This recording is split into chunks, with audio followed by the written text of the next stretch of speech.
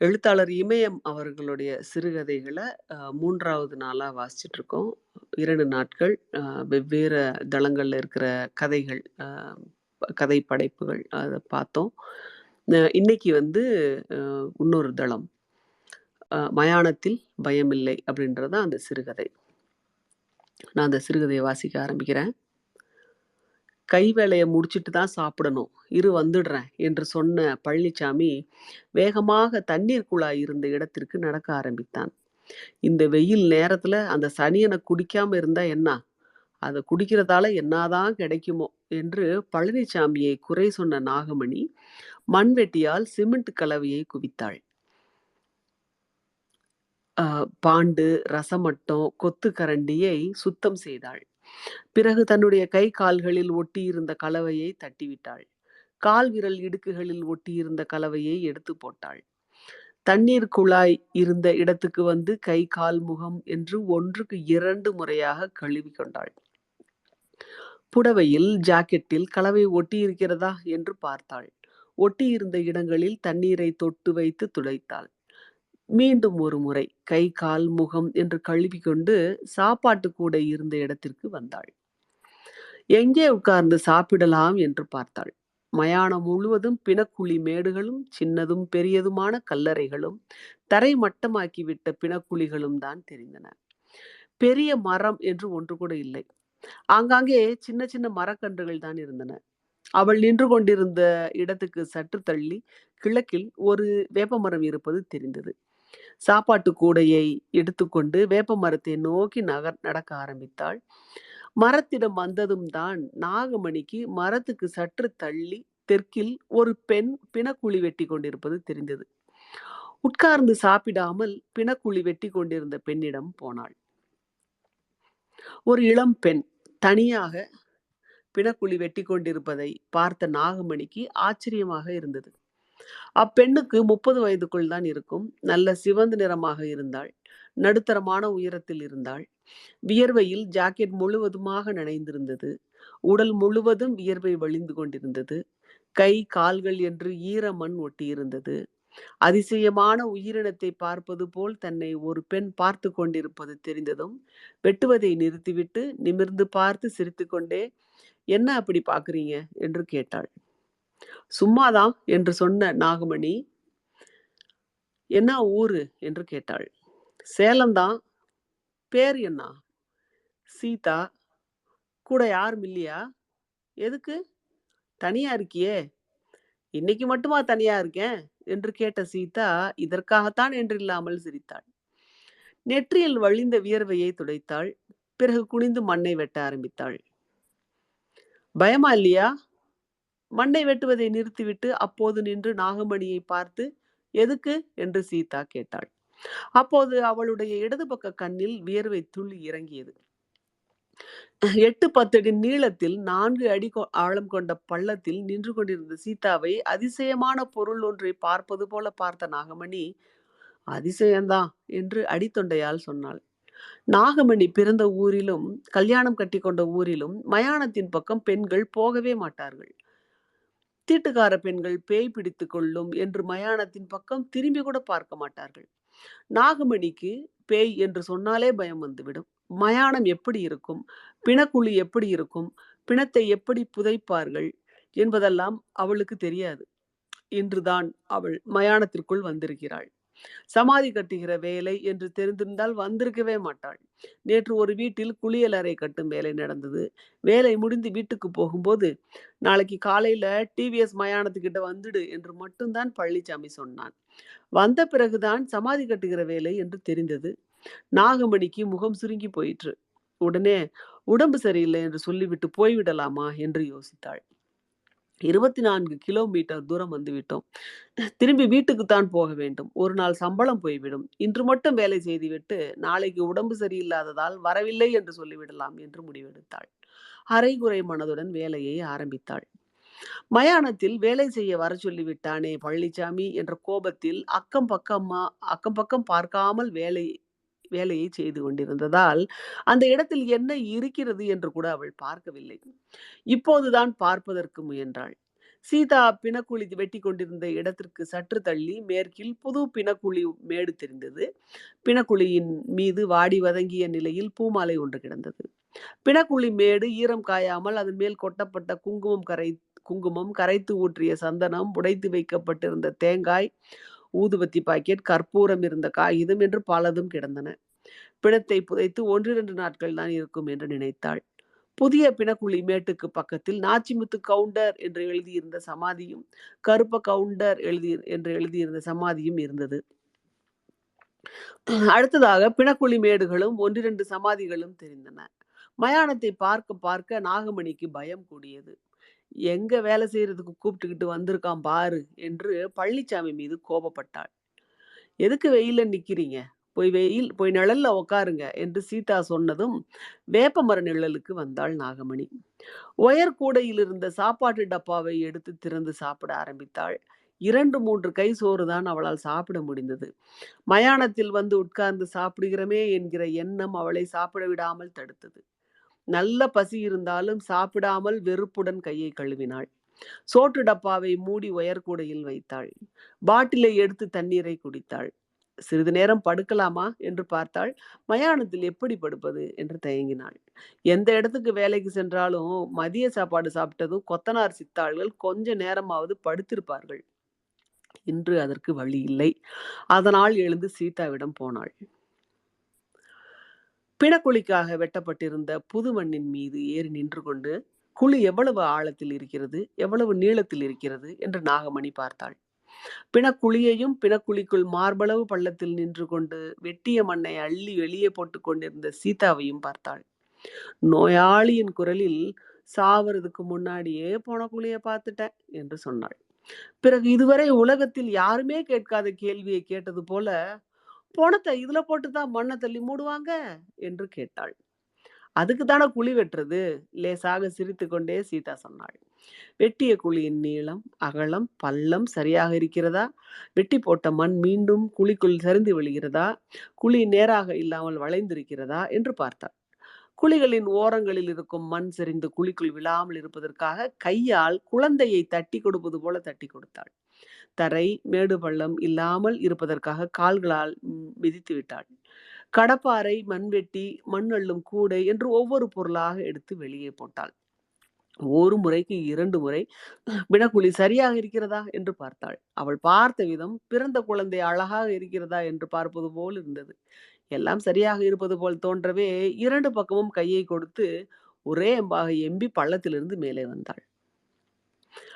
சீதாவுக்கு உடம்பு முழுவதும் வியர்த்து ஒழுகி கொண்டிருந்தது. வியர்வை ஈரத்தில் கை கால்களில் ஒட்டியிருந்த மண்ணை தட்டிவிட்டாள். புடவையில், ஜாக்கெட்டில் ஒட்டியிருந்த மண்ணையும் தட்டிவிட்டாள். தண்ணீர் குழாய் இருந்த இடத்திற்கு போய் முகம், கை கால்கள் என்று கழுவி கொண்டாள். பிணக்குழியிலிருந்து சீதாவுடன் இணைந்தே வந்திருந்த நாகமணி, "பணம் எப்போ வரும்?" என்று கேட்டாள். 4, 5 மணி நேரம் ஆயிடும். 4, 5 மணி ஆயிடும் என்று சொல்லிவிட்டு முந்தானையால் முகத்தை துடைத்து கொண்டாள். வேப்பமர நிழலை நோக்கி சீதா நடக்க ஆரம்பித்ததும் அவளுக்கு பின்னாலேயே நாகமணியும் வந்தாள். "பணத்தை நீ புதைப்பியா, மத்தவங்க புதைப்பாங்களா?" "பொதுவா பணத்துக்காரங்க தான் புதைப்பாங்க" என்று சொன்ன சீதா தரையில் உட்கார்ந்தாள். அடுத்து நாகமணியும் உட்கார்ந்து கொண்டாள். "எப்ப வீட்டுக்கு போவ? பணம் புதைச்சி முடிச்சதும்" என்று சீதா சொன்ன விதம் நீ கேட்பதெல்லாம் ஒரு விஷயமே இல்லை என்பது போல் இருந்தது.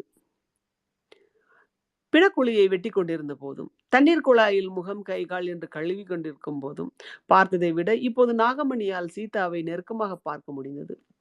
லட்சணமான முகம், உடம்பில் சதைப்பிடிப்பு அதிகமில்லாமல் இருந்தது. கல்யாணமான பெண் மாதிரி தெரியவில்லை.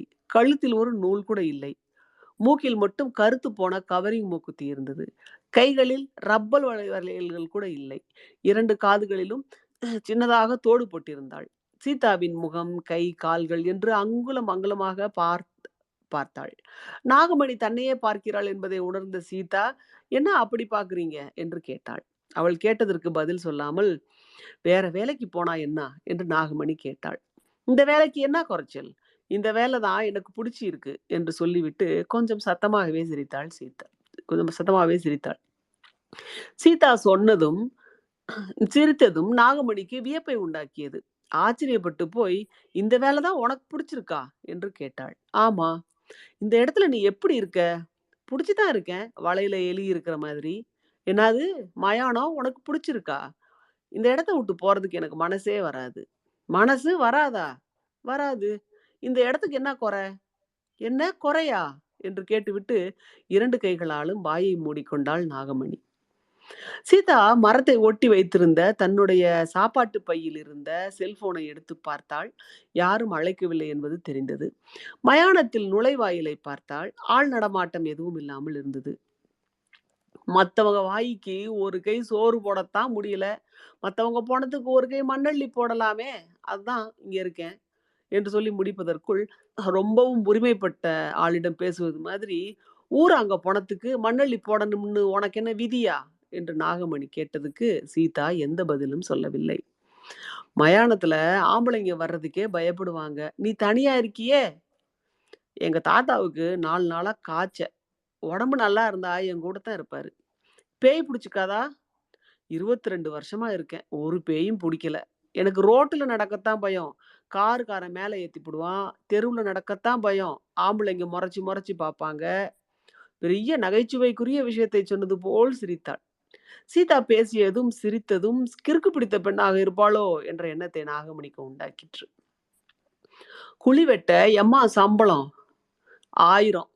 ஒரு சில பேரு 100, 200 சேர்த்து தருவாங்க. சில பேரு 100, 200 குறைச்சு குடுப்பாங்க. என்று சீதா சொல்லிக் கொண்டிருக்கும்போது, அவளுடைய செல்போன் மணி அடித்தது. ஃபோனை எடுத்து, "ஹலோ தாத்தா, பொணம் இன்னும் வரல. பொணம் வந்து வேலை முடிஞ்சதும் சொல்றேன். மத்தியானம் சாப்பிட்டியா? மாத்திரைய போட்டியா? பீடிய குடிச்சுக்கிட்டே இருக்காத." "நானா? இன்னமும் சாப்பிடல. இப்பதான் வேலை முடிஞ்சது. சரி வச்சுடு." என்று சொல்லிவிட்டு செல்போனை நிறுத்தினாள். சீதா போனில் பேசி முடிப்பதற்காகவே காத்துக் கொண்டிருந்த நாகமணி, "உங்க தாத்தா குழி வெட்ட மாட்டாரா?" என்று கேட்டாள். "முன்னெல்லாம் அவர் தான் வெட்டுவாரு. நான் கூட இருப்பேன். இப்ப நான் வெட்டுறேன். அவருக்கு வயசாயிடுச்சு." "குழி மட்டும் தான் வெட்டுவியா?" 100, 200 பேரோட வர பொணமும் இருக்கு. 5, 10 பேரோட வர பொணமும் இருக்கு. லாரியில, பஸ்ஸுல அடிபட்டு செத்த அனாதை பொணமும் வரும். அனாதை பொணத்த புதைக்க, குழி வெட்டவும், புதைக்கவும் ஆளுங்க யாரும் வரமாட்டாங்க. போலீஸ் மட்டும் தான் வரும். வந்தாலும் 100, 200 தான் தருவாங்க. மாசத்துக்கு எப்படியும் 3, 4 அனாதை பொணமாச்சு வந்துடும். அத நான் தான் புதைப்பேன்." என்று சொன்ன சீதா, புழுக்கத்துக்காக முந்தானையை எடுத்து விசிறிக்கொள்ள ஆரம்பித்தாள். "பொணத்த எரிக்க மாட்டாங்களா?" அதுக்குன்னு ஒருத்தர் இருக்காரு. பேசுன ரூவாயில எட்டனா குறைஞ்சா கூட ஒத்துக்க மாட்டாரு. பொணத்துக்காகவே பொணத்து கூடவே பொழங்குறவன், வாழ்றவன்னா, பேசுன சம்பளத்த குறைக்காதீங்கன்னு வாக்குவாதம் பண்ணுவாரு. சம்பளத்தோட அவருக்கு குவார்டர் பாட்டிலும், பரோட்டாவும் வாங்கி தரணும். இல்லன்னா பொணத்த சரியா எரிக்க மாட்டாரு. "அட ஆண்டவனே!" என்று சொன்ன நாகமணி, "பொணம் எரிக்கிற இடம் எங்க இருக்கு?" என்று கேட்டாள். "பக்கத்துல தான் வடக்கால பக்கம்" என்று சொன்ன சீதா வடக்கு பக்கமாக கையை நீட்டினாள். பொணத்த புதைக்கிறது நல்லதா? எரிக்கிறது நல்லதா? என்று சிறு குழந்தையைப் போல நாகமணி கேட்டாள். "சாதிக்கு ஏத்த மாரி செய்வாங்க" என்று சொன்ன சீதா லேசாக சிரித்துக்கொண்டே, "சித்தாள் வேலைக்கு வந்தீங்களா? என்கிட்ட கேள்வி கேட்கறதுக்கு வந்தீங்களா?" என்று கேட்டாள். "கொத்தனாரு சாப்பிட போயிட்டாரு. சாராயத்த குடிச்சா தான் அந்த ஆளுக்கு சோறு வவுத்துக்குள்ளார இறங்கும். மத்த இடத்துக்கு வேலைக்கு போனா மத்தியானத்துல செத்த நேரம் உடம்ப தரையில கிடத்துவோம். மயானத்துல இப்படி செய்ய முடியுமா? எல்லா இடமும் பொணம் புதைச்ச இடமா இருக்கு." என்று சொன்ன நாகமணி, பழனிச்சாமி வருகிறானா என்று பார்த்தாள். அவன் வருகிற மாதிரி தெரியாததால் அடுத்த கேள்வியை கேட்டாள். "பொணம் வராத அன்னைக்கு என்ன பண்ணுவ?" "பொணம் எரிக்கிறவரு தான் இன்னைக்கு ஒரு பயலும் சாவலியேன்னு சொல்லி திட்டிக்கிட்டு இருப்பாரு. கவலைப்படுவாரு. நானும் எங்க தாத்தாவும் வேலை இல்லாத நாள்ல முள்ளு செடி இருந்தா பிடுங்கி போடுவோம். மண்ணு சரிஞ்சு கிடக்குற குழிமேட்டுல மண்ண குமிச்சு போடுவோம். பொணம் வந்தா எந்த இடத்துல வெட்டுறதுன்னு இடத்த கண்டுபிடிச்சு கோடு போட்டு வைப்போம். ஒரு சில நேரம் குழிய வெட்டி வச்சிருப்போம்." என்று சொல்லி முடிப்பதற்குள், சாவறதுக்கு முன்னாடியே குழி வெட்டி வச்சிருப்பியா?" என்று கேட்டாள் நாகமணி. "ஆமா." "சாவறதுக்கு முன்னாடியே எப்படி குழி வெட்டி வைக்கிறது? அதிசயம் தான்" என்று சொன்னாள். "இதுல என்ன அதிசயம் இருக்கு? ஒரே நாள்ல 2, 3 பொணம் வந்தா என்ன செய்றது? புதைக்கிறதுக்கு இடம் இல்லன்னா, தரைமட்டமாயிட்ட பழைய இடத்திலேயே மறுகுழி வெட்டுவோம். மறுகுழி வெட்டாத இடம்ன்னு ஒரு இடத்த கூட இங்க காட்ட முடியாது. வசதியானவங்க சமாதிய கட்டுறதுனால தான் இட பிரச்சனை. ஒவ்வொரு குழியும் 10 பொணம், 20 பொணம் புதைச்ச இடமா தான் இருக்கும். இத்தினி வருஷத்துல எம்மா பொணக்குழி வெட்டியிருப்ப? 20,000 30,000 இருக்கும். கூடுதலா இருக்குமே தவிர குறையாது. நம்ப முடியாத விஷயத்தை கேட்டது போல், "ஏ சாமி!" என்று சொல்லி 2 கைகளாலும் வாயை பொத்திக் கொண்டாள் நாகமணி. பொனக்குழி வெட்டின கையோட, பொணத்த பொதச்ச கையோட, ஏதாச்சும் ஒரு பொனக்குழி மேட்டுல குந்தி தான் தினம் சாப்பிடுறேன். பொனக்குழி வெட்டுன கள பொனக்குழி வெட்டுன களைப்ப போக்க தரைமட்டமாயிட்ட பொனக்குழியில தான் படுக்கிறேன். இப்படித்தான் ஒவ்வொரு நாளும் எனக்கு ஓடியிருக்கு. 10 வயசா இருக்கும்போது இந்த இடத்துக்கு வந்தேன். இப்ப எனக்கு 32 வயசு. வீட்ல இருந்த நேரத்த விட இந்த இடத்துல தான் அதிகமா இருந்திருக்கிறேன். சில நாள்ல பொணம் ராத்திரி 7, 8 மணிக்கு கூட வரும். பொணத்த புதைச்ச பின்னாடி தான் வீட்டுக்கு போக முடியும் என்று சொன்ன சீதாவை அதிசயமான உயிரினத்தை பார்ப்பது போல நாகமணி பார்த்தாள். சீதா ஒவ்வொரு விஷயமாக சொல்லச் சொல்ல அவளுக்கு வேறு ஒரு உலகத்தில் இருப்பது போல் இருந்தது. பொணம் புதைக்க வர்றப்ப எல்லாரும் ஆம்பளைகளா தானே இருப்பாங்க. அத்தன ஆம்பள முன்னாடி நீ ஒத்த பொம்பளையா எப்படி நிப்ப? கூச்சமா இருக்காதா? வேல தானே செய்றோம் என்று கேட்ட சீதா சிறிது நேரம் பேசாமல் இருந்தாள். காரணமே இல்லாமல் செல்போனை எடுத்து பார்த்தாள். "வயித்துக்கு கூச்சம், வெட்கம் இருக்கா?" என்று கேட்டாள். "பொணம் புதைக்க வர்றவங்க திட்டுவாங்களா? குழி நீளமா இல்ல, அகலமா இல்ல, பள்ளம் அதிகமா இல்லன்னு ஏதாச்சும் சொல்லுவாங்க. அது கூட 100, 50 குறைச்சு குடுக்குறதுக்காக. நகை கடையில, துணி கடையில, ஹோட்டல்ல கணக்கு பார்க்காதவங்க, சுடுகாட்ல வந்து தான் கணக்கு பார்ப்பாங்க. கூட்டமா வர்றதுல 1, 2 பேரு மொறச்சு பார்ப்பாங்க. மத்தபடி தொந்தரவு இருக்காது." "மயானத்திலயுமா? எங்க இருந்தாலும் நான் பொம்பள தானே!" என்று கேட்ட சீதா உற்சாகத்தில் சிரிக்கிற குழந்தையைப் போல சிரித்தாள். பிறகு பக்கத்தில் இருந்த அருகம்புல்லை பிடுங்கி சிறு சிறு துண்டுகளாக கிள்ளி போட ஆரம்பித்தாள். என்ன தோன்றியதோ நாகமணியின் பக்கம் பார்த்து, "பொம்பளன்னா ஆம்பள பார்க்கத்தானே செய்வாங்க?" என்று கேட்டாள். நாகமணி பதில் சொல்லுவதற்கு முன்பாகவே, "அது கூட இன்னும் 10 வருஷம் தான். அப்புறம் எதுக்கு பார்க்க போறாங்க?" என்று கேட்டாள். நாகமணி பதில் எதுவும் சொல்லாமல் அவளுடைய முகத்தை மட்டுமே பார்த்துக் கொண்டிருந்தாள். அதிசயமான ஆளாக இருக்கிறாளே என்று நினைத்தாள். தன்மையான குரலில், "கல்யாணம் ஆயிடுச்சா?" என்று கேட்டாள். "இல்ல. கட்டிக்க வேண்டியது தானே? எதுக்கு?" "எதுக்கா?" என்று கேட்ட நாகமணி சீதாவை ஒரு விதமாக பார்த்தாள். "கல்யாணம் கட்டுறது தானே முக்கியம்." கல்யாணமான 1, 2 மாசத்திலேயே வீட்ல சண்டை, புருஷன புடிக்கலன்னு விஷத்த குடிச்சு தூக்கு தொங்கி செத்து போனவங்களோட பொணத்துக்கெல்லாம் குழி வெட்டியிருக்கேன். காதல் பிரச்சனையில செத்துப்போன சின்ன பொண்ணுங்களுக்கும், 4, 5 மாச கர்ப்பத்தோட செத்தவங்களுக்கும் குழி வெட்டியிருக்கேன். புருஷன் பொண்டாட்டி சண்டையில 2, 3 புள்ள பெத்தவங்களுக்கு 2, 3 புள்ளைங்களுக்கு விஷத்த குடுத்து செத்த பொம்பளைங்க. புள்ளைங்களையும் சேர்த்து புடிச்சுக்கிட்டு தீக்குளிச்சு செத்த பொம்பளைங்க பொணம். சின்ன புள்ளைங்க பொணம்னு எம்மாம் குழி வெட்டியிருப்பேன். அதையெல்லாம் பார்த்துட்டு கல்யாணம் கட்ட முடியுமா? கஷ்டமா இருக்காதா? வெயில் காலத்துல குழி வெட்டுறது, 1, 2 பேர் பேசுன சம்பளத்த விட குறைச்சு கொடுக்கறதெல்லாம் கஷ்டமா இருக்காது. ஒருத்தங்க தரலன்னா இன்னொருத்தவங்க தந்துடுவாங்க. தாயோட சேர்த்து கைப்புள்ளைங்களையும் புதைக்கிறப்ப தான் கஷ்டமா இருக்கும். சோறு திங்கவே புடிக்காது. தூக்கமும் வராது.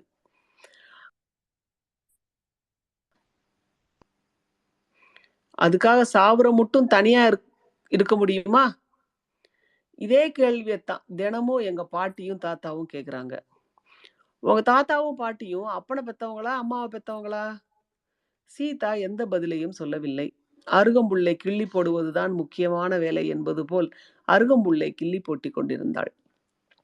அவள் உட்கார்ந்திருந்த விதம் தனக்கு பக்கத்தில் ஒரு பெண் உட்கார்ந்திருக்கிறாள் என்பதையே மறந்துவிட்டது போல் இருந்தது. அக்கம் பக்கம் கூட பார்க்கவில்லை.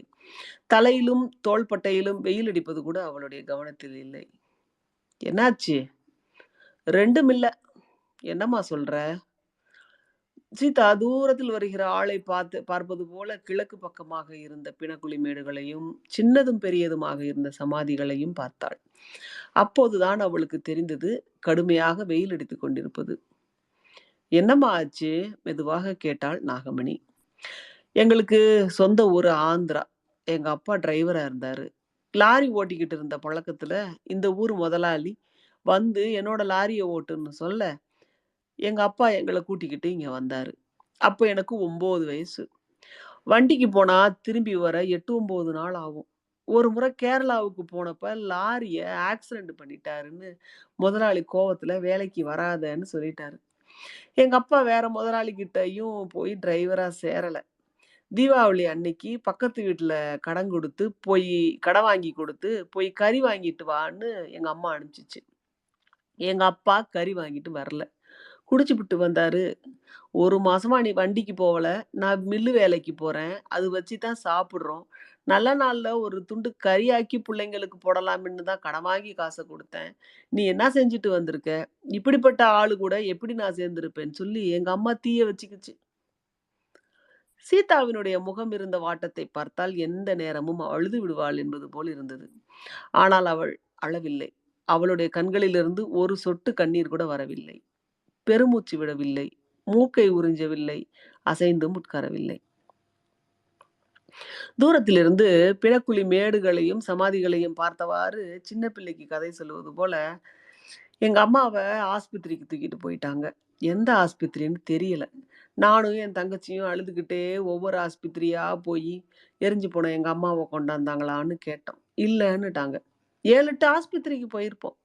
ஒரு ஆஸ்பத்திரி வாசல்ல நானும் என் தங்கச்சியும் அழுதுகிட்டு நின்னத பார்த்துட்டு, வாட்ச்மேன், "இது தனியார் ஆஸ்பத்திரி. பணம் உள்ளவங்க தான் இங்க வருவாங்க. பணம் இல்லாதவங்க கவர்மெண்ட் ஆஸ்பத்திரிக்கு தான் போவாங்க. அங்க போய் கேட்டு பாருங்கன்னு" சொன்னாரு. நாங்க கவர்மெண்ட் ஆஸ்பத்திரிக்கு போனப்போ ராத்திரி 9, 10 மணி இருக்கும். வெளியில நின்னுட்டு இருந்த எங்க அப்பா எங்கள கட்டி பிடிச்சு அழுதாரு. எங்க அம்மாவ பார்க்க விடல. ராத்திரி 2 மணி 2, 3 மணிக்கு ஒரு நர்ஸ் வந்து, எங்க அம்மா செத்துடுச்சுன்னு சொன்னாங்க. என்று சொன்ன சீதா, நேருக்கு நேராக நாகமணியை பார்த்தாள். அவள் பார்த்த விதம் தூங்கிக் கொண்டிருக்கிற ஒரு குழந்தையை பார்ப்பது போல் இருந்தது. எப்போதுமே சலசலவென்று பேசுகிற பழக்கம் கொண்ட நாகமணி கூட இப்போது ஒரு வார்த்தை பேசவில்லை. சீதாவை பார்ப்பது மட்டும் தான் தன்னுடைய வேலை என்பது போல பார்த்துக் கொண்டிருந்தாள். நாகமணி எதுவுமே கேட்காமலேயே சீதா சொன்னாள். "பொணத்த குடுக்குறப்ப சாயங்காலம் ஆயிருச்சு. நெருப்புல வெந்த பொணத்த வீட்டுக்கு தூக்கிட்டு போகக்கூடாதுன்னு நேரா சுடுகாட்டுக்கு தூக்கிட்டு போயிட்டாங்க. என்னையும் என் தங்கச்சியையும் பொணத்த பார்க்க விடல. வீட்டுக்கு போங்கன்னு சொல்லி எங்க அப்பா பொணத்து கூட போயிட்டாரு. வா வீட்டுக்கு போலாம்னு என் தங்கச்சி கூப்பிட்டா. மயானத்துக்கு போவோம்னு சொன்னேன். மயானம் எங்க இருக்குன்னு தெரியாது. விசாரிச்சுக்கிட்டே போனோம். அன்னைக்கு தான் தெரிஞ்சது, இந்த ஊர்ல 7, 8 மயானம் இருக்கிறது. ஒவ்வொரு மயானமா போயி, எங்க அம்மா பொணம் இங்க வந்துச்சான்னு கேட்டோம். எல்லா இடத்துலயும் இன்னைக்கு பொம்பள பொணம் ஒண்ணும் வரலன்னு சொன்னாங்க. கடைசியா இந்த மயானத்துக்கு வந்தோம். நாங்க மயானத்துக்கு வந்தப்ப ராத்திரி 7, 8 மணி இருக்கும். யாருமே இல்ல. திரும்பி வீட்டுக்கு போயிட்டோம். நாகமணிக்கு கண்கள் கலங்கி விட்டது. பழனிசாமி வந்து விட்டானா என்று பார்ப்பதற்கு கூட அவளுக்கு மறந்து போயிருந்தது. வேப்பமர நிழலில் உட்கார்ந்திருக்கிறோம் என்பதும் அவளுக்கு மறந்து போய்விட்டிருந்தது. அப்புறம் என்னாச்சு என்று கேட்பதற்கு கூட தெம்பற்ற மாதிரி உட்கார்ந்திருந்தாள். அவளுடைய கவனமும் பார்வையும் சீதாவின் முகத்தை பார்ப்பதில் மட்டும்தான் இருந்தது. மறுநாள் விடிஞ்சதும் இதே இடத்துக்கு வந்தோம். மயானத்துல குழி வெட்டிக்கிட்டு இருந்தவர்கிட்ட, "நேத்து எங்க அம்மா பொணம் இங்க வந்துச்சான்னு கேட்டோம்." "நெருப்புல வெந்த பொணமான்னு?" கேட்டுட்டு பொணம் புதைச்ச இடத்த காட்டினாரு. எங்க அம்மாவ புதைச்ச இடத்த பார்த்துட்டு வீட்டுக்கு வந்தோம். "மயானத்துக்கா போனீங்கன்னு?" கேட்டாரு எங்க அப்பா. ஆமாம்னு சொன்னோம். "என்னால தான் என் பொண்டாட்டி செத்துட்டா, என் தங்கம் 2ம் அனாதை ஆயிருச்சுன்னு" சொல்லி எங்கள கட்டி பிடிச்சுட்டு அழுதாரு. அதுக்கப்புறம் வீட்டுக்குள்ளார போயி தூக்குல தொங்கி செத்துட்டாரு. பேச்சை நிறுத்திவிட்டு வேப்பமரத்தை பார்த்தாள். சூரியன் எந்த இடத்தில் இருக்கிறது என்று பார்த்தாள். ஒரு முறை செருமினாள். பிறகு இதுதான் கடைசி வார்த்தை என்பது போல கட்டை குரலில் சொன்னாள். "அன்னைக்கு எங்க அப்பா பொணத்த தூக்கிக்கிட்டு இந்த இடத்துக்கு வந்தவ தான். பொறந்து வளர்ந்த இடம் மாதிரி ஆயிருச்சு." சீதா எந்த நேரத்திலும் அழலாம் என்று நாகமணி நினைத்தாள். ஆனால் அவள் அழவில்லை. தூசுப்பட்ட அளவுக்கு கூட அவளுடைய கண்கள் கலங்கவில்லை. முகத்தில் எவ்விதமான மாற்றமும் இல்லை. அவள் தன்னுடைய அப்பா, அம்மாவை பற்றி சொன்னது கூட புத்தகத்தில் படித்த உணர்ச்சிகரமான கதையை சொன்னது போல தான் இருந்தது. ஒரு பெண்ணால் இவ்வளவு நிதானமாக பேச முடியும் என்பதை இன்றுதான் பார்த்திருக்கிறாள். சீதாவின் அப்பா, அம்மா இறந்த கதையை கேட்டதும், நாகமணிக்கு தன்னுடைய அப்பா, அம்மாவே இறந்து விட்டது போல் மனதில் வருத்தம் உண்டாகிவிட்டது. எங்க அப்பா செத்த மறுநாளு எங்க அப்பாவ புதைச்ச இடத்துல நானும், என் தங்கச்சியும் சூடம் ஏத்தி கும்பிட்டத பார்த்துட்டு, வந்து பிணக்குழி வெட்டுறவரு எங்க கூட பேசினாரு. எங்க கதைய கேட்டதும், அவரோட வீட்டுக்கு கூட்டிட்டு போயிட்டாரு. "ஃபோன்ல பேசினியே, அவரா?" "ம்." "அவங்க வீட்ல எதுவும் சொல்லலையா?" "இல்ல." "வேத்துமையா நினைக்கலையா?" "அவங்களுக்கு புள்ள இல்ல. இன்னைய வரை என்னத்தான் புள்ளையா நினைக்கிறாங்க. காசு பணம் இருந்தா தானே வேத்தும வர்றதுக்கு." அதிசயம் தான் என்று தனக்குள்ளாகவே சொல்லிக்கொண்ட நாகமணிக்கு என்ன தோன்றியதோ, "இப்படி இருக்கையில நீ கல்யாணம் கட்டிக்கிறது தான நல்லது" என்று சொன்னாள். நான் ஒருத்தன் கூட போயிட்டா, அவங்கள யாரு பார்த்துக்குவாங்க? அவங்க உசுரோட இருக்கிற வரைக்கும் நான் தான் பொணக்குழி வெட்டி சோறு போடணும். அவங்க செத்தா நான் தான் பொணக்குழி வெட்டணும். அவங்க பொணத்த நான் தான் புதைக்கணும். அவங்க பொணக்குழி மட்டும் அவங்க பொணக்குழி மேட்டுல நான் தான் சூடம் ஏத்தி வச்சு கும்பிடணும். அதுவரை இந்த இடத்த விட்டு போக மாட்டேன். மீறி போனா என்ன பாவம் தொரத்தாதா? செத்தாலும் என் பொணம் வேவுமா? எங்க அம்மாவ புதைச்ச இடத்த பார்க்க வந்தேன். அதுவே எனக்கு வாழ்ற இடமாயிருச்சு. பொணக்குழி வெட்டி, பொணத்த புதைச்சு தான் சோறு திங்கிறேன். உசுரோட இருக்கேன். இந்த இடத்துக்கு வந்த பின்னால ஒரு வேள கூட நான் பட்னியா கிடக்கல. என்று சொல்லும்போது சீதாவின் கண்கள் கலங்கின மாதிரி தோன்றியது. லேசாக நகர்ந்து உட்கார்ந்து சீதாவின் இடது கையை ஒண்ணுமில்ல பேசாம இரு என்பது போல பிடித்தாள். நாகமணி கையை பிடித்த பிறகுதான் சீதாவின் கண்கள் கலங்கின. கண்கள் கலங்கியது தெரிந்ததும் அவளுடைய கையை நாகமணி மேலும் இறுக்கமாக பிடித்தாள். 2 பேரும் ஒருவரை ஒருவர் பார்த்து கொள்ளவில்லை. ஒரு வார்த்தை பேசிக் கொள்ளவில்லை. சீதாவின் செல்போன் மணி அடித்தது. செல்போனை எடுத்து பேசினாள். குழி ரெடியா தான் இருக்கு. எப்ப வேணாலும் வாங்க என்று சொல்லிவிட்டு போனை வைத்தாள். வியர்வையை துடைப்பது போல கண்ணீரை முந்தானையால் துடைத்தாள். சொந்த ஊருக்கு போயிருக்கலாம்ல. அங்க சோத்துக்கு இல்லன்னு தானே எங்க அப்பா இந்த ஊருக்கு வந்தாரு. சொந்தக்காரங்க இருப்பாங்கல்ல. போவ 2 நாளு, திரும்பி வர 2 நாளு ஆகும். அதுக்கு மேல போறதுக்கும் வர்றதுக்கும் பணம் வேணும்ல. இப்ப மாதிரி அப்ப செல்போன் இருந்துச்சா சேதிய சொல்றதுக்கு. நாங்களும் போவல, அவங்களும் வரல. வருஷமும் ஓடி போச்சு. வயித்துல சுமந்த சொந்தமே எங்கள வேணாம்னு வுட்டுட்டு போயிடுச்சு. அத விட பெரிய சொந்தம் உலகத்துல இருக்கா? என்று கேட்கும்போதே சீதாவின் கண்களிலிருந்து கண்ணீர் வழிந்தது. கண்ணீரை தடுப்பதற்கு சிறந்த வழி கைகளை பிடித்துக் கொள்ளுவதுதான் என்பது போல நாகமணி சீதாவினுடைய 2 கைகளையும் அழுத்தமாக பிடித்துக் கொண்டாள். கேட்க வேண்டாம் என்றுதான் நினைத்தாள். ஆனாலும் நாகமணி கேட்டாள். உங்க அப்பா பணத்த எப்படி புதைச்சீங்க? எங்க அப்பா ஓட்டிக்கிட்டு இருந்த லாரி ஓனர் தான் செலவு செஞ்சாரு. உன் தங்கச்சி உன் கூட தான் இருக்கா? எங்க தாத்தா ரேணுகாதேவி ஆனந்தன்ற ஒரு வக்கீல் வீட்ல வேலைக்கு சேர்த்து விட்டாரு. வக்கீல் வீட்ல டிரைவரா இருந்த பையனையே கல்யாணம் கட்டிக்கிட்டா. எங்க இருக்காங்க? இந்த ஊர்ல தான். நீயும் அந்த மாதிரி போயிருக்க கூடாதா? எங்க தாத்தாவும் பாட்டியும் வீட்டு வேலைக்கு மயானத்துக்கெல்லாம் பொட்ட புள்ள வரக்கூடாதுன்னு தான் சொன்னாங்க. நான் தான் கேட்கல. எங்க அம்மா எங்க அப்பாவ புதைச்ச இடம் இங்க தான் இருக்கு. எங்க தாத்தாவுக்கு, பாட்டிக்கு, எனக்கு சோறு போடுற இடம் இதுதானே. இத வுட்டுட்டு எப்படி போறது? என்று கேட்கும்போதே அவளுக்கு அழுகை வந்து விட்டது. அக்கம் பக்கம் பார்க்க பிடிக்காத மாதிரி நாகமணியை பார்ப்பதற்கு பிடிக்காத மாதிரி தரையை பார்த்தாள். தரையை பார்த்த மாதிரியே எங்க அம்மாவுக்கு எங்கள விட அதோட கோவம் தான் அதுக்கு பெருசா இருந்திருக்கு என்று களைப்படைந்த குரலில் சொன்னாள். அப்போது அவளுடைய கண்களில் திரண்டிருந்த கண்ணீர் துளிகள் தரையில் விழுந்தது. அதை பார்த்த நாகமணி சீதாவினுடைய கைகளை மேலும் அழுத்தமாக பிடித்துக் கொண்டாள். கைகளை வசதியாக பிடித்துக்கொள்ள ஏதுவாக கொஞ்சம் முன்னால் நகர்ந்து உட்கார்ந்தாள்.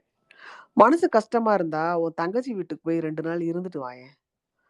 நான் போற நேரமா பார்த்து பொணம் வந்துட்டா? பொணத்த நாளைக்கு புதைச்சுக்கலாம்னு வச்சிருக்க முடியுமா? முன்ன மாதிரி இல்ல. பாதி பொணத்த கரண்ட்ல வச்சு எரிச்சிடுறாங்க. கரண்ட்ல எரிக்கிறது போக மத்த பொணம் தான் எங்களுக்கு வரும். எப்ப குழி வெட்ட சொல்லுவாங்கன்னு உட்கார்ந்திருக்கையில எங்க போறது? அவ வாவான்னு தான் கூப்பிடுறா. நான் தான் போறதில்ல. அவ எனக்கு தங்கச்சி தானே, அம்மா இல்லையே என்று சொல்லும்போது சீதாவின் உடல் லேசாக அதிர்ந்தது. கண்ணீரை மறைப்பதற்கு வழி அக்கம் பக்கம் பார்ப்பதுதான் என்பது போல தலையை நிமிர்த்தி தன்னை சுற்றிலும் உள்ள இடத்தை பார்த்தாள். அவளுடைய பார்வையில் பட்டதெல்லாம் பிணக்குழி மேடுகளும் சமாதிகளும் வெயிலும் தான். உன் தங்கச்சி வீட்டுக்காரரு எப்படி? ஆம்பளை புள்ள வேணுமின்னு வருஷத்துக்கு ஒண்ணுன்னு 4 பொட்ட பிள்ளைங்களை பெத்து வச்சிருக்கான். நல்லத்தனமா இருக்கிறப்போ எல்லாரும் நல்லவங்க தான். கோவம் வந்துட்டா எல்லாரும் கெட்டவங்க தான். அவள் சொன்ன விதம் மற்றவர்களுக்கு கேட்டுவிடக் கூடாது என்று சொன்னது போல் இருந்தது. மயானத்தின் நுழைவு வாயில் பக்கம் பார்த்தாள். வேட்டு சத்தம் கேட்கிறதா? வெடிவிடுகிற சேகண்டி அடிக்கிற சத்தம் கேட்கிறதா என்று பார்த்தாள். பிணமும் வரவில்லை. வேறு எந்த சத்தமும் கேட்கவில்லை என்பது தெரிந்ததும் நாகமணியின் பக்கம் பார்த்தாள். சீதா மயானத்தின் நுழைவு வாயில் பக்கம் பார்த்தது தெரிந்ததும் நாகமணியும் பழனிசாமி வருகிறானா என்று பார்த்தாள். ஆளை காணவில்லை என்பதால் அடுத்த கேள்வியை கேட்டாள். இருக்கிறது சொந்த வீடா? ரோட்டோரம் கவர்மெண்ட் இடம். கஷ்டமா இருக்கா? என்ன கஷ்டம்? வேலை செய்றோம், சோறு சாப்பிடுறோம். சீதாவுக்கு நன்மை செய்வது போல எங்கூட சித்தாள் வேலைக்கு வந்துடேன் என்று சொன்னாள். இந்த வேலையும் இந்த இடத்துல இருக்கிறதும் தான் பிடிச்சிருக்கு. அடி பாவி! ஊர் உலகமே இந்த இடத்துக்கு வரத்தான் பயப்படுது. பயந்தாலும் வந்துதானே ஆவணும் என்று சொன்ன சீதா லேசாக சிரித்தாள். பிறகு என் கதையவே பேசிக்கிட்டு இருந்துட்டேன். நீங்க யாருன்னு கூட நான் கேட்கல என்று சங்கடமான குரலில் சொன்னாள். எப்படியாப்பட்ட கதையை சொல்லிட்டு என்னை பத்தி கேட்கிறாளே என்று ஆச்சரியப்பட்டாள். தூங்கிக் கொண்டிருக்கிற கைக்குழந்தையினுடைய முகத்தை ஆசையாக பார்ப்பது போல சீதாவின் முகத்தை பார்த்த நாகமணி, 19 வயசுல கல்யாணம், தாலிய கட்டுன வேகத்துல 2 புள்ளைய கொடுத்தான். வந்த சோலி முடிஞ்சு போச்சுன்னு மண்ணுக்குள்ளார போயிட்டான் என் புருஷங்காரன். பொறந்தது 2ம் பொட்டை. பாக்கு மட்டை உரிக்க, களை வெட்டன்னு போய்கிட்டு இருந்த என்ன சித்தாள் வேலையில இழுத்து விட்டது சாப்பிட போயிருக்கானே அந்த கொத்தனாரு தான். எங்க ஊரு ஆளு. குடிகாரன். மத்த கொத்தனாரு அவளுக்கு இவன் மோசம் இல்ல.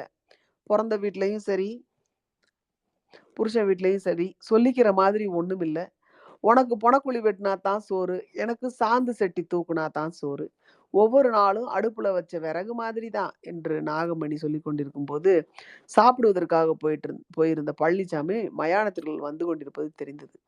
அதற்குள்ளார வந்துட்டானா என்று நினைத்தாள். மணி ஆயிடுச்சே, கலவையை கலந்து வைக்காம என்ன மீட்டிங் போட்டுக்கிட்டு இருக்க என்று தூரமாக வந்து கொண்டிருக்கும் போதே பழனிசாமி கோபமாக கேட்டான். போன ஆளு வரட்டும்னு தான் இருந்தேன். மயானத்துல ஒரு பொம்பளைய தனியா விட்டுட்டு உச்சி பொழுதுக்கு நீ போகலாமா? பயமா இருக்காதா என்று பழனிசாமியை மடக்குவது போல் நாகமணி கேட்டாள். அதெல்லாம் அப்புறம் பேசிக்கலாம், சட்டுன்னு வந்து வேலையை பாரு என்று சொல்லிக்கொண்டே சமாதி கட்டுகிற இடத்திற்கு போனான் பழனிசாமி. நாகமணி உடனே எழுந்து போக வேண்டும் போலவும் இருந்தது. இன்னும் சிறிது நேரம் சீதாவிடம் பேசிக் கொண்டிருக்க வேண்டும் போலவும் இருந்தது. நாளைக்கு இங்கு இருப்பியா என்று கேட்டாள். நான் வேற எங்க போக முடியும் என்று சொன்ன சீதா பெரிய நகைச்சுவைக்கான விஷயத்தை சொல்லிவிட்டது போல சிரித்தாள். காலையில வேலைக்கு வந்ததுல இருந்து மத்தியானம் வர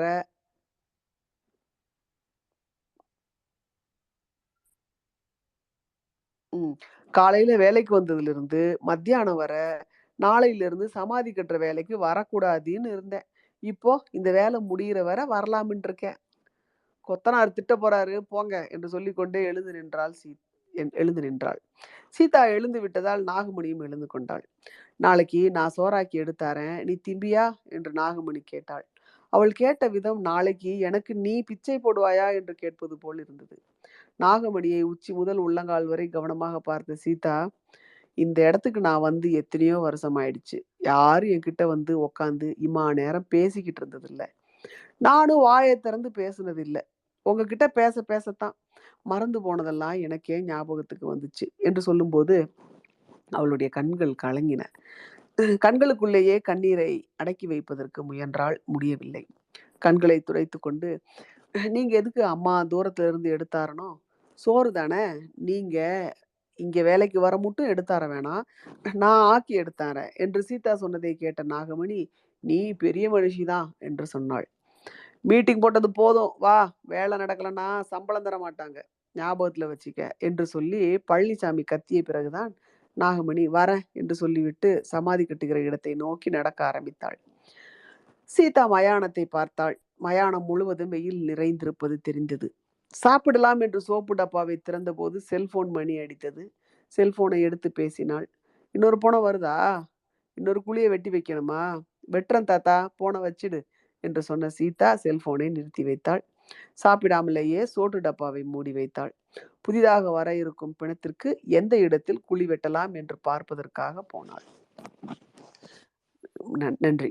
கதை வாசிப்பு முடிந்தது. இந்த கதை அக்டோபர் 2021 உயிர்மை மாத இதழில் வெளிவந்திருக்கு.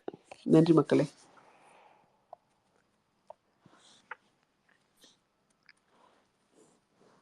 கோம்ஸ் வாங்க. மீரா, நீங்க எதுவும் பேசுறீங்களா?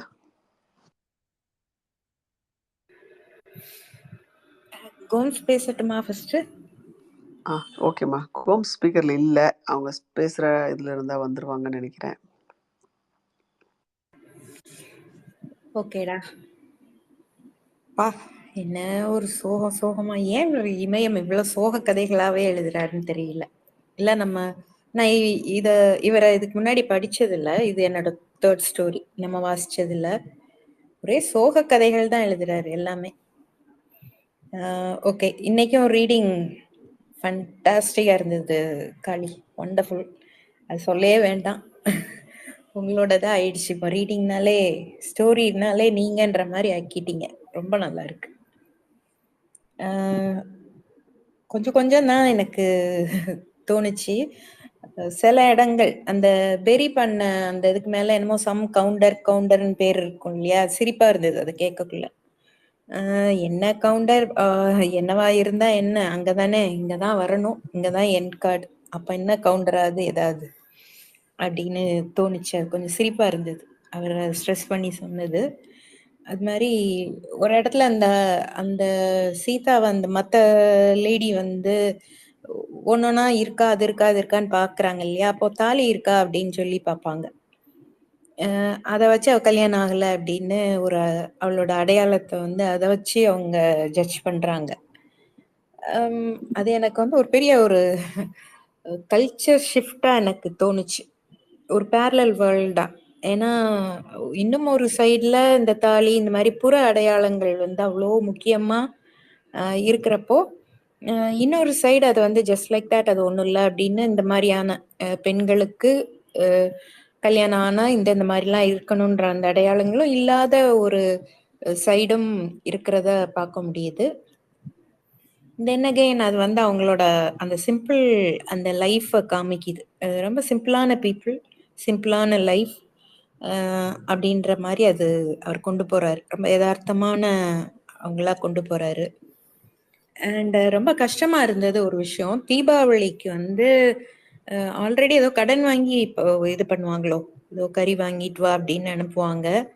இந்த பண்டிகைகள் வந்து இப்படி கடன்லாம் வாங்கி ஏற்கனவே அவங்களுக்கு ஸ்ட்ரெயினா இருக்கிறப்போ, இந்த பண்டிகைகள் எல்லாம் வந்து எதுக்கு இவ்வளோ ஒரு கடன்லாம் வாங்கி பண்ணணும் அப்படின்றது கொஞ்சம் யோசிக்கணும் போல இருந்தது.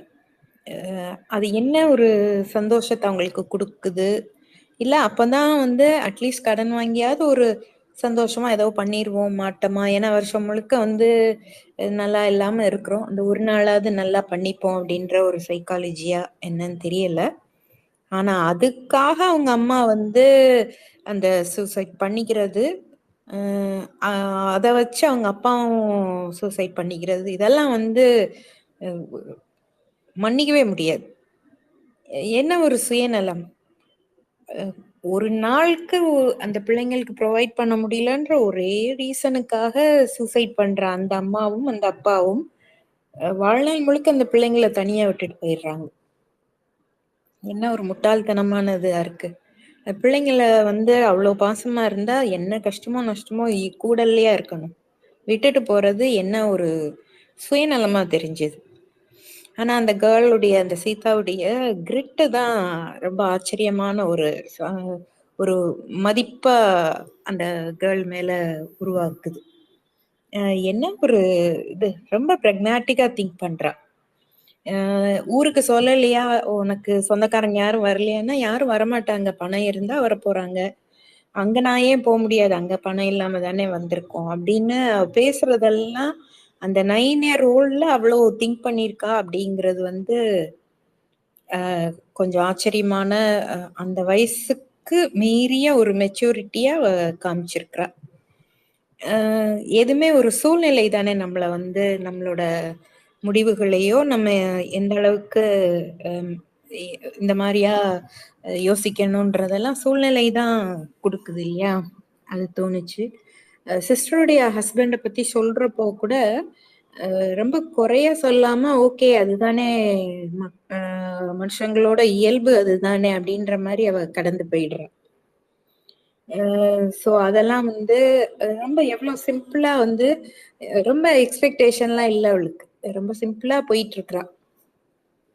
ஆண்கள் தான் செய்வாங்க அப்படின்ற ஒரு தொழிலை கூட சத்தமே இல்லாம பெருசா ஃபெமினிசம்லாம் பத்தி தெரியாத பேசாத, ஆனா செயல்ல காட்டுறா எப்படி வேணாலும் வாழலாம் அப்படின்றது அந்த அந்த உழைப்பு அப்படிங்கிறது எங்க வேணாலும் நம்ம பண்ணலாம் வாழ்க்கைக்கானது அப்படின்றத அவ காமிக்கிறா.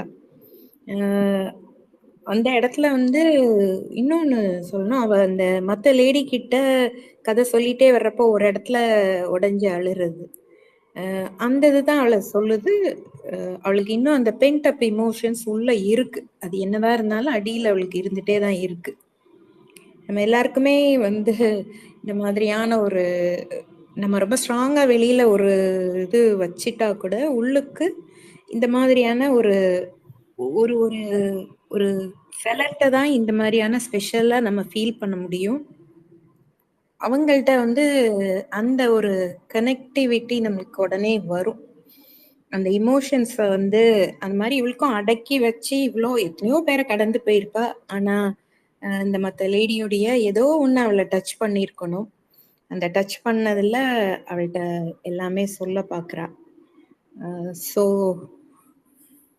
அதுதான் இதுதான் தோணுச்சு களி எனக்கு. Wonderful, wonderful Meera. Thank you, thank you for your views. கோம்ஸ், நீங்கள் பேசுகிறீங்களா? உங்களுக்கு மைக் இருக்கான்னு பாருங்கள்.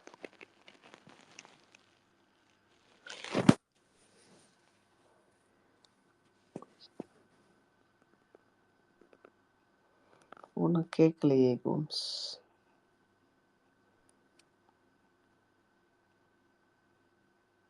ஓகே, இன்னொரு தடவை. ஓகே, ஒரே நிமிஷம். ஓகே, வாங்க மடனா, நீங்கள் பேசிடுங்க ஃபஸ்ட்டு. கோம்ஸ், உங்களுக்கு நான் கோஹோஸ்ட் கொடுத்துருக்கேன்.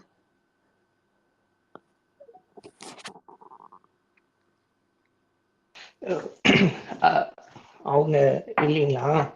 ஓகே, நான் பேசுறேன் அப்படின்னா. ஹலோ, கேக்குதா?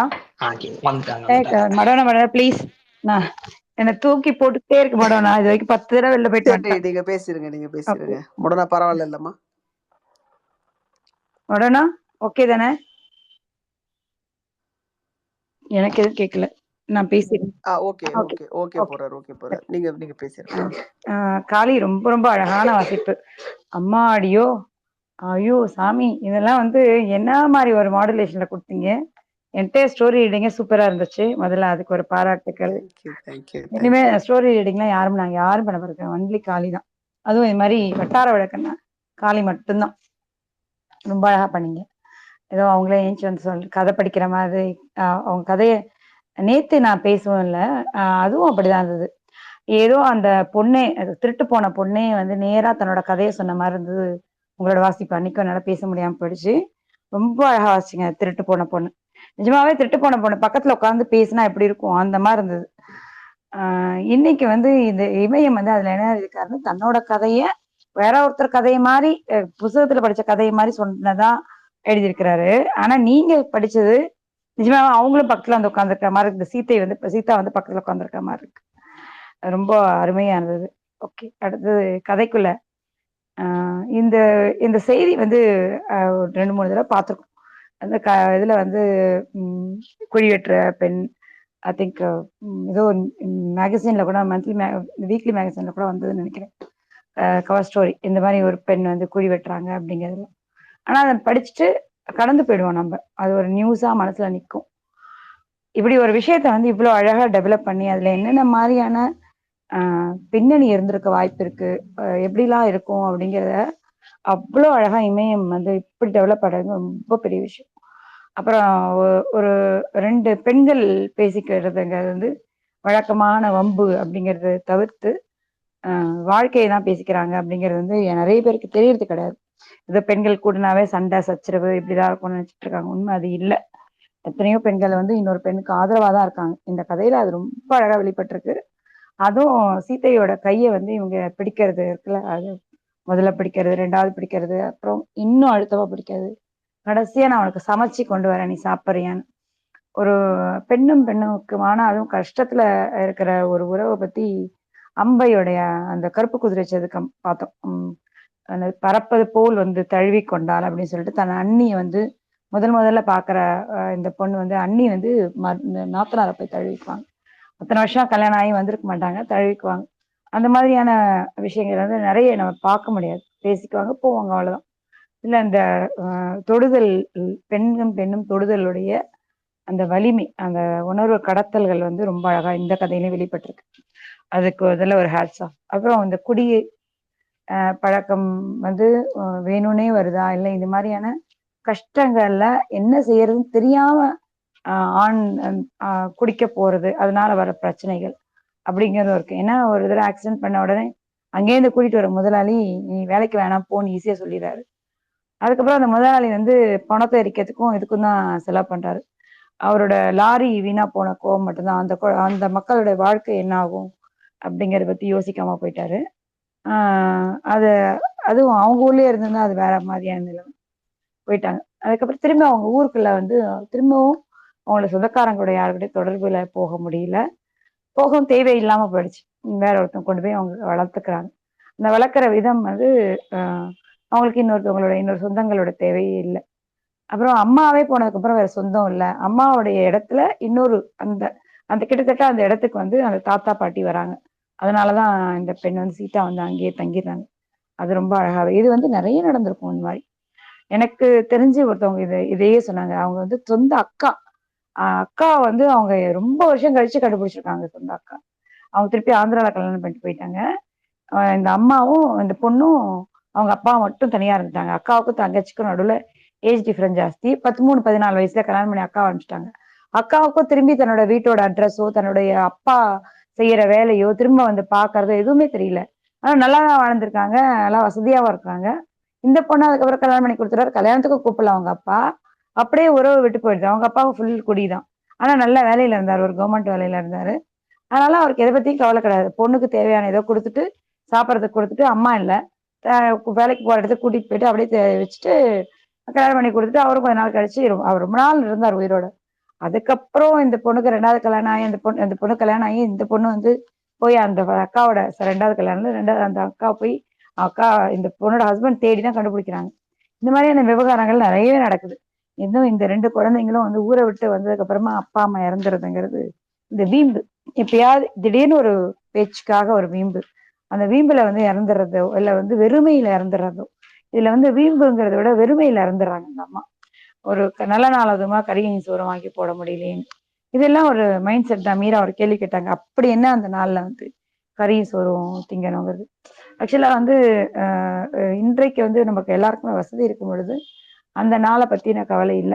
ஒரு பீரியட்ல கறிங்கிறது ரொம்ப ரொம்ப அதிசயமான ஒரு கமாடிட்டி தான். அதுவும் யாராவது சொந்த பந்தங்கள் வந்து வசதியானவர்கள், கோயில் திருவிழா இந்த மாதிரியான விஷயங்களுக்காக தான் கறிங்கிறது நடக்கும். 1000 குறை சொல்லலாம். இந்த கோழிக்கறி பண்ணைகள பத்தியோ, அல்லது வந்து ஆடுகள இப்ப பண்ணைகள்ல வச்சு வளர்க்கறத பத்தியோ, இதெல்லாம் 1000 குறை சொல்லலாம். ஆனா எல்லாருக்கும் ஒரு நியூட்ரிஷியஸ் ஃபுட் கிடைக்குது. அப்படிங்கிறத வந்து இந்த ஒரு விஷயத்துல வந்து கண்டிப்பா பொருத்தி பார்க்கணும். அப்படி இருந்த ஒரு காலகட்டத்துல ஒரு தீபாவளி அன்னைக்கு கூட கறி இல்ல குழந்தைங்களுக்குங்கிறது ஒரு பெரிய மன உளைச்சல் தருது. அது தீபாவளி என்ன மாதிரியான பண்டிகை? எதுக்கு கொண்டாடுறோம்? இது எதுவுமே சமூகத்துக்குள்ள இல்ல. அர்த்தமே இல்ல. அது வந்து நம்மள அசுரர்கள் நம்மள அழிச்சதுக்காக நாமளே நம்ம கறி எடுத்து சாப்பிடுறதுங்கிறது வந்து எவ்வளவு முட்டாள்தனம். இந்த மாதிரியான விஷயங்கள்ல தான் கரெக்டா தமிழ்நாட்டுல பெரியாரால நிறைய முன்னெடுக்கப்பட்டிருக்கு. அது தீபாவளிங்கிறது ஒரு பண்டிகை இல்ல அப்படிங்கிறது ஓரளவுக்கு அட்லீஸ்ட் போய் சேர்ந்திருக்கு. ஆனா இதுன்னு கிடையாது. ஏதோ ஒரு நாள், ஏதோ ஒரு விஷயத்துல இது நடந்துரும். பண்டிகைங்கிறது கிடையாது. குழந்தைகளுக்கு ஸ்கூல் ஃபீஸ் கட்டுறதுக்கு ஏதாவது ரெடியா வச்சிருந்து, பள்ளிக்கூடத்துக்கு சேர்க்கறதுக்கோ, ஏதோ ஒரு விஷயத்துக்காக வச்சிருக்கிற பணம் வந்து குடிகார கணவரால வந்து எடுத்துட்டு போகப்பட்டுச்சு. இல்ல அந்த கணவர் வந்து ஏதோ பண்ணிடுறாரு அப்படின்னும் பொழுது, இது நிறைய இன்சிடென்ட்ஸ் வந்து இது மாதிரி நடந்திருக்கும். அது இங்க வந்து தீபாவளி பண்டிகையை ஆதரவு கொண்டு வந்திருக்காரு. ஆஹ் வேற அந்த வயசுல அப்படி வச்சிருக்கலாம். அல்லது பள்ளிக்கூடத்துக்கு கட்ட வேண்டிய காசு வச்சிருந்தா அது வேற மாதிரி கதையா போயிருக்கும். இந்த இடத்துல அப்படி வச்சிருக்காருன்னு சொல்ல முடியும். அது இமயமுடைய இதுதான் சொல்லணும். வேற எதுவும் சொல்றதுக்கு இல்லை. ஆனா அந்த அந்த பெண் இந்த மீராவை சொல்லிட்டாங்க.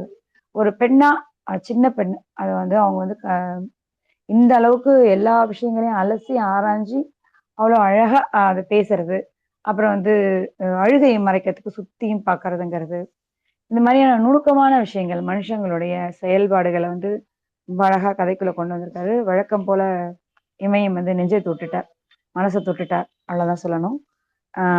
ஒரு சாகித்ய அகாடமி வந்து யாருக்கோ எதுக்கோ கொடுப்பாங்க. ஆனா இமயம் அவர்களுக்கு கிடைச்சதுங்கிறது வந்து ரொம்ப ரொம்ப பெரிய விஷயம். இமயமோட இந்த கதையும் வந்து ரொம்ப நல்லாவே வந்திருக்கு. அதுக்காக மீண்டும் ஒரு பாராட்டு. நன்றி காளி, இந்த கதையை கொண்டு வந்து வாசிச்சதுக்கு. நன்றி நன்றி கோமதி. முடனா பேசிருங்க முடனா. ஓகே, ஒரு 2 minutes மேபி நெக்ஸ்ட். ஓகேம்மா. Okay okay okay. காந்திராஜன் பேசிருங்க ஐயா.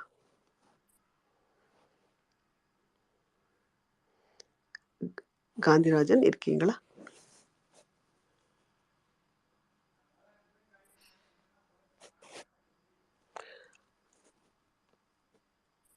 ஓகே, அன்மியூட் பண்ணிட்டு பேச ஆரம்பிக்கலாம் நீங்க. சார். ஹலோ. எஸ் எஸ் பேசுங்க பேசுங்க பேசுங்க. காளி சார், நான் இது வரைக்கும் இந்த பேசுனேன். காளி மேடம் தாங்க சார். நீங்க மேடம். ஓ மேடம், சாரி சாரி, எனக்கு தெரியாது. காளியை காளினே கூப்பிடுங்க சார், மேடம் காளினே கூப்பிடுங்க, மேடம் கூட வேணாம். ஆமா சரிங்க. நான் இது வரைக்கும் இமயம் சார் இதை படிச்சது கிடையாது. அவர் பேசி கேட்டிருக்கேன். ஆனா இந்த இந்த இந்த அளவுக்கு எழுதுவாருங்கிறது எனக்கு இப்பதான் தெரியுது. என்ன சொல்றது, ஒரு எளிய மனுஷனோட வாழ்க்கை வந்து எல்லாருக்கும்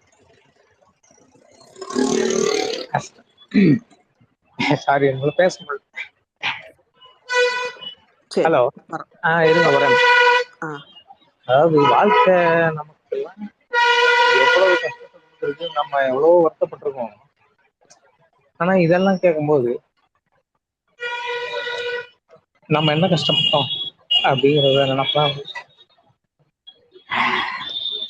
ஆனா நல்லா எழுதியிருக்காருங்க. நீங்க படிச்ச விதமும் ரொம்ப சூப்பரா இருந்தது. அப்படியே 2 பேர் நின்று பேசிக்கிட்டு இருந்தா அது எப்படி இருந்ததோ அப்படியே என் கண் முன்னாடி இருந்து.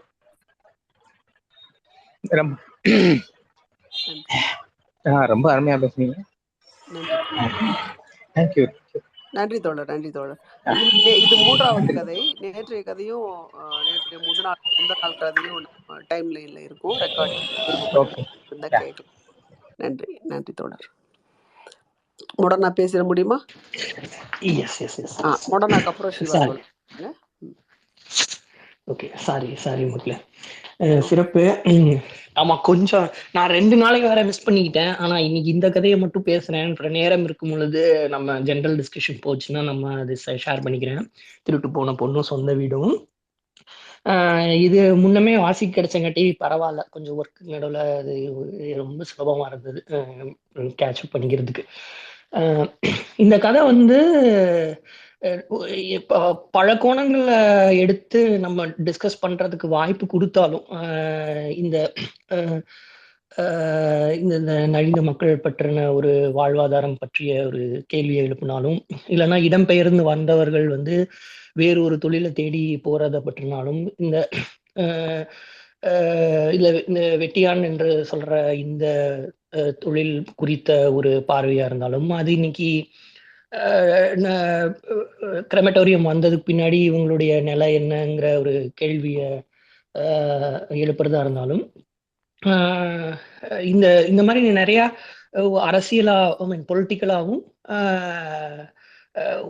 டைமென்ஷன்ஸ் நிறைய எடுத்துட்டு போனா கூட, நான் வந்து இது ரொம்ப சுருக்கி ஒரு சின்னதா இது ஒரு உளவியலா ஒரு 2 பெண்கள் பேசிக்கிற அந்த இதா மட்டுமே நான் பார்க்கணும்னு இது பண்றேன். ஏன்னா அதுக்கான வரிகள் வந்து அதுக்குள்ள இருக்கிறதா நான் புரிஞ்சுக்கிறேன். நிறைய இடங்கள்ல வந்து இவங்க பேசும் பொழுது எதை ரொம்ப ஹைலைட் பண்ணி சொல்லப்பட்டதுங்கிறங்காட்டி அந்த ஒரு டைமென்ஷன் மட்டுமே நான் சுருக்கிக்கணும்னு பார்க்குறேன். நிறைய இடங்கள் அப்படியே போற போக்குல அவ சிரிச்சுக்கிட்டே சொல்ற அந்த வசனங்கள் எல்லாமே பின்னாடி வந்து அவ்வளவு ஆழமாகவும் ஒரு ஒரு பெரிய ஒரு கனத்த சோகத்தையும் கொண்டு இருக்கு. பொண்ணுன்னா எல்லா இடத்துலயும் பொண்ணு தானே. அது மயானத்துல இருந்தா என்ன, வெளியில இருந்தா என்ன, வேலை செய்யற இடத்துல இருந்தா என்ன, ஒரு சிஇஓ பதவியில இருந்தா என்ன, எந்த இடத்துல இருந்தாலும் பொண்ணு தானே அப்படிங்கிற இதா இருக்கட்டும். எல்லா மனுஷங்களும் என்ன வேறு வேறு ஜாதியா இருந்தாலும் எல்லாம் இங்கதான் வந்து இருக்கணும், இந்த இடம் தானே அப்படிங்கிற இதா இருக்கட்டும். அப்புறம் ஒரு சின்ன குழந்தைய தற்கொலைக்கு இது பண்ணி புதைக்கிறதா இருக்கட்டும், இல்லை குடும்பத்துல பிரச்சனைன்னு சொல்லி இதெல்லாம் நான் பார்த்து பார்த்து எல்லா மரணங்களையும் நான் பார்த்துட்டேன். அப்படிங்கிறது எல்லாத்துடைய வாழ்வையும் அவ வாழலை. ஆனா எல்லாத்தினுடைய வாழ்வையும் எங்க வந்து முடியுது, ஏன் முடியுது, இதுவெல்லாம் இந்த வயசுல இங்க வந்து சேரணுமா அப்படின்னு அந்த கேட்குற அந்த இடமா இருக்கட்டும். மேஸ்திரியில இவரு பரவாயில்லப்பா, ஏதோ மத்த மேஸ்திரி கம்பேர் பண்ணும்போது இவரு பரவாயில்லப்பா, அந்த பெண்ணுக்கு பின்னாடி நீ என்னென்ன விஷயங்கள் இருந்திருக்கு, அட்லீஸ்ட் இவர் பரவாயில்லன்னு சொல்ற அளவுக்கு அது வந்து ஒரு இடத்துல நின்றுருக்கே அப்படிங்கிற இடமா இருக்கட்டும்னு போற போக்குல எல்லா இடங்கள்லயும் அவளுடைய சிரிப்பு பின்னாடி ஒரு ஒரு கணம் பொதிந்த ஒரு விஷயம் இருக்கிறதா நான் பாக்குறேன். இந்த இடத்துல நிறைய இடங்கள்ல 2-3 இடங்கள்ல அவர் சொல்லுவாரு, இல்ல அழல, அவளுக்கு அழுகாச்சு வரல, அழுகாச்சு வர மாதிரி இருக்கு, வேற எங்கேயாவது பாத்துறா, இந்த புழுதி காட்ட பாக்குறா, அங்க பார்த்தாலும் வரும், மறுபடியும் திரும்பியும் வெறும் பிணக்காடா தான் இருக்கு, எதையோ ஒண்ணு யோசிக்கிறா, அழுதுருவான்னு நினைக்கிறேன், தூசி பட்டது போல கண் கலங்குற மாதிரி இருக்கு, ஆனா அழலன்னே இருக்கு. ஏன்னா இந்த கதை வந்து யாரு உட்கார்ந்து என்னமாச்சு அப்படின்னு கேக்குற இடத்துலயே இல்லையா, இல்ல அது கேட்டிருந்தாலும் இதை சொல்லும் பொழுது ஓ இது ஒரு நிகழ்வா நடந்திருக்கு, ஓகே அடுத்து நம்ம வேற ஏதாச்சும் உனக்கு செஞ்சிடலாமா அப்படின்னு நகர்ந்து போயிட்டாங்களான்னு தெரியல. அது ஒரு பெண்ணோடு ஒரு உரையாடும் பொழுது கடைசி கணத்துல அது கையை பிடிக்கும் பொழுதுதான் அந்த கண்ணீர் வருது. அது வரைக்கும் அது ஒரு நினைவு பகிர்தலா மட்டுமே இருந்த அந்த கதை வந்து இது இப்படி இப்படி இப்படி நடந்துச்சு, யாரோ ஒருத்தர் உக்காந்துருக்காங்க, நான் சொல்றேன் கேட்டுக்கோ அப்படிங்கிறது, அந்த ஒரு ஆறுதல் புள்ளி வர்றது, அந்த ஹோல்டிங் பாயிண்ட் வருது இல்லைங்களா, அந்த இடத்துலதான் வந்து நிஜமாலுமே கனெக்ட் ஆகுது. ஓகே, இது நம்மள வந்து ஏதோ ஒரு இடத்துல இந்த பெண் கிட்ட நம்ம வந்து இத சொல்றது அப்படிங்கிறது கனெக்ட் ஆகுது. அதனாலதான் 2-3 இடங்கள்ல இல்லைன்னு தோணுச்சு. அதே போல இந்த கதையே வந்து பெரும்பான்மை ஆண்கள் செய்யக்கூடிய இந்த இதுதானே. ஸோ இவ இருக்கிறா அப்படிங்கும்போது ஏன் வந்து தாத்தா பாட்டியை விட்டுட்டு போல அப்படின்னா, அம்மா அப்பா புதைச்சா நான் இங்கதான், அவங்களையும் வயசான காலத்துல நான் வேற தொழில் செஞ்சு வேற வீட்டு வேலை செஞ்சு பிழைச்சிக்க வேண்டியதானே, இல்லை வீட்டு வேலைக்கெல்லாம் போகல, நான் இங்கேயே இவங்க கூடயே இருந்துடுறேன் அப்படின்னு. ஒருவேளை இது ஒரு சின்ன பொண்ணா இல்லாம ஒரு சின்ன பையனை தத்தெடுத்திருந்தாருன்னா கண்டிப்பா வேறு வேலைகள் ஏதாவது ஒரு தேடி போயிருந்திருக்கலாம், இல்ல இருந்துக்கலாம் தான். பட் ஏதோ ஒரு பெண் பிள்ளைகளுக்கு உண்டானது ஏதோ ஒரு பெற்றோர்களா இருக்கட்டும், இல்ல தாத்தா பாட்டியா இருக்கட்டும், சரி நம்ம அதை இந்த இடத்த விட்டு நகர்ந்து போயிட்டோம்னா, வேற பெட்டர் இடத்த நகர்ந்து போயிட்டோம்னா இது எப்படி இவங்க இது பண்ணிக்கிறதுங்கிறது ஒண்ணு இருக்கும்.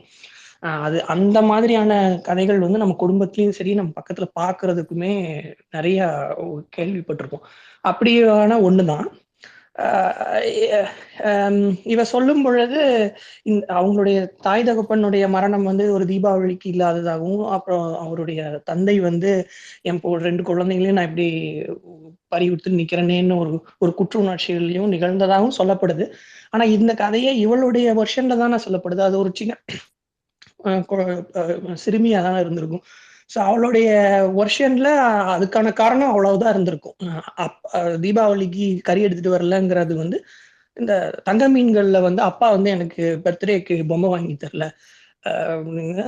எவ்வளவு இது போனாலும் என் செல்ல குழந்தைக்கு நான் ஒரு பொம்மை வாங்கி கொடுக்க முடியலன்னா என்னை நானே மாய்த்துக் கொள்வேன், நாமத்துக்குமாருடைய வரிகள் ஒண்ணு இருக்கும். அதுலயும் கிட்டத்தட்ட தங்க மீன்களை பாக்குறதுக்கு நான் குளத்துக்குள்ள போறேன் அப்படின்னு அந்த குட்டி இறங்குற மாதிரியான ஒரு இருக்கலாம்.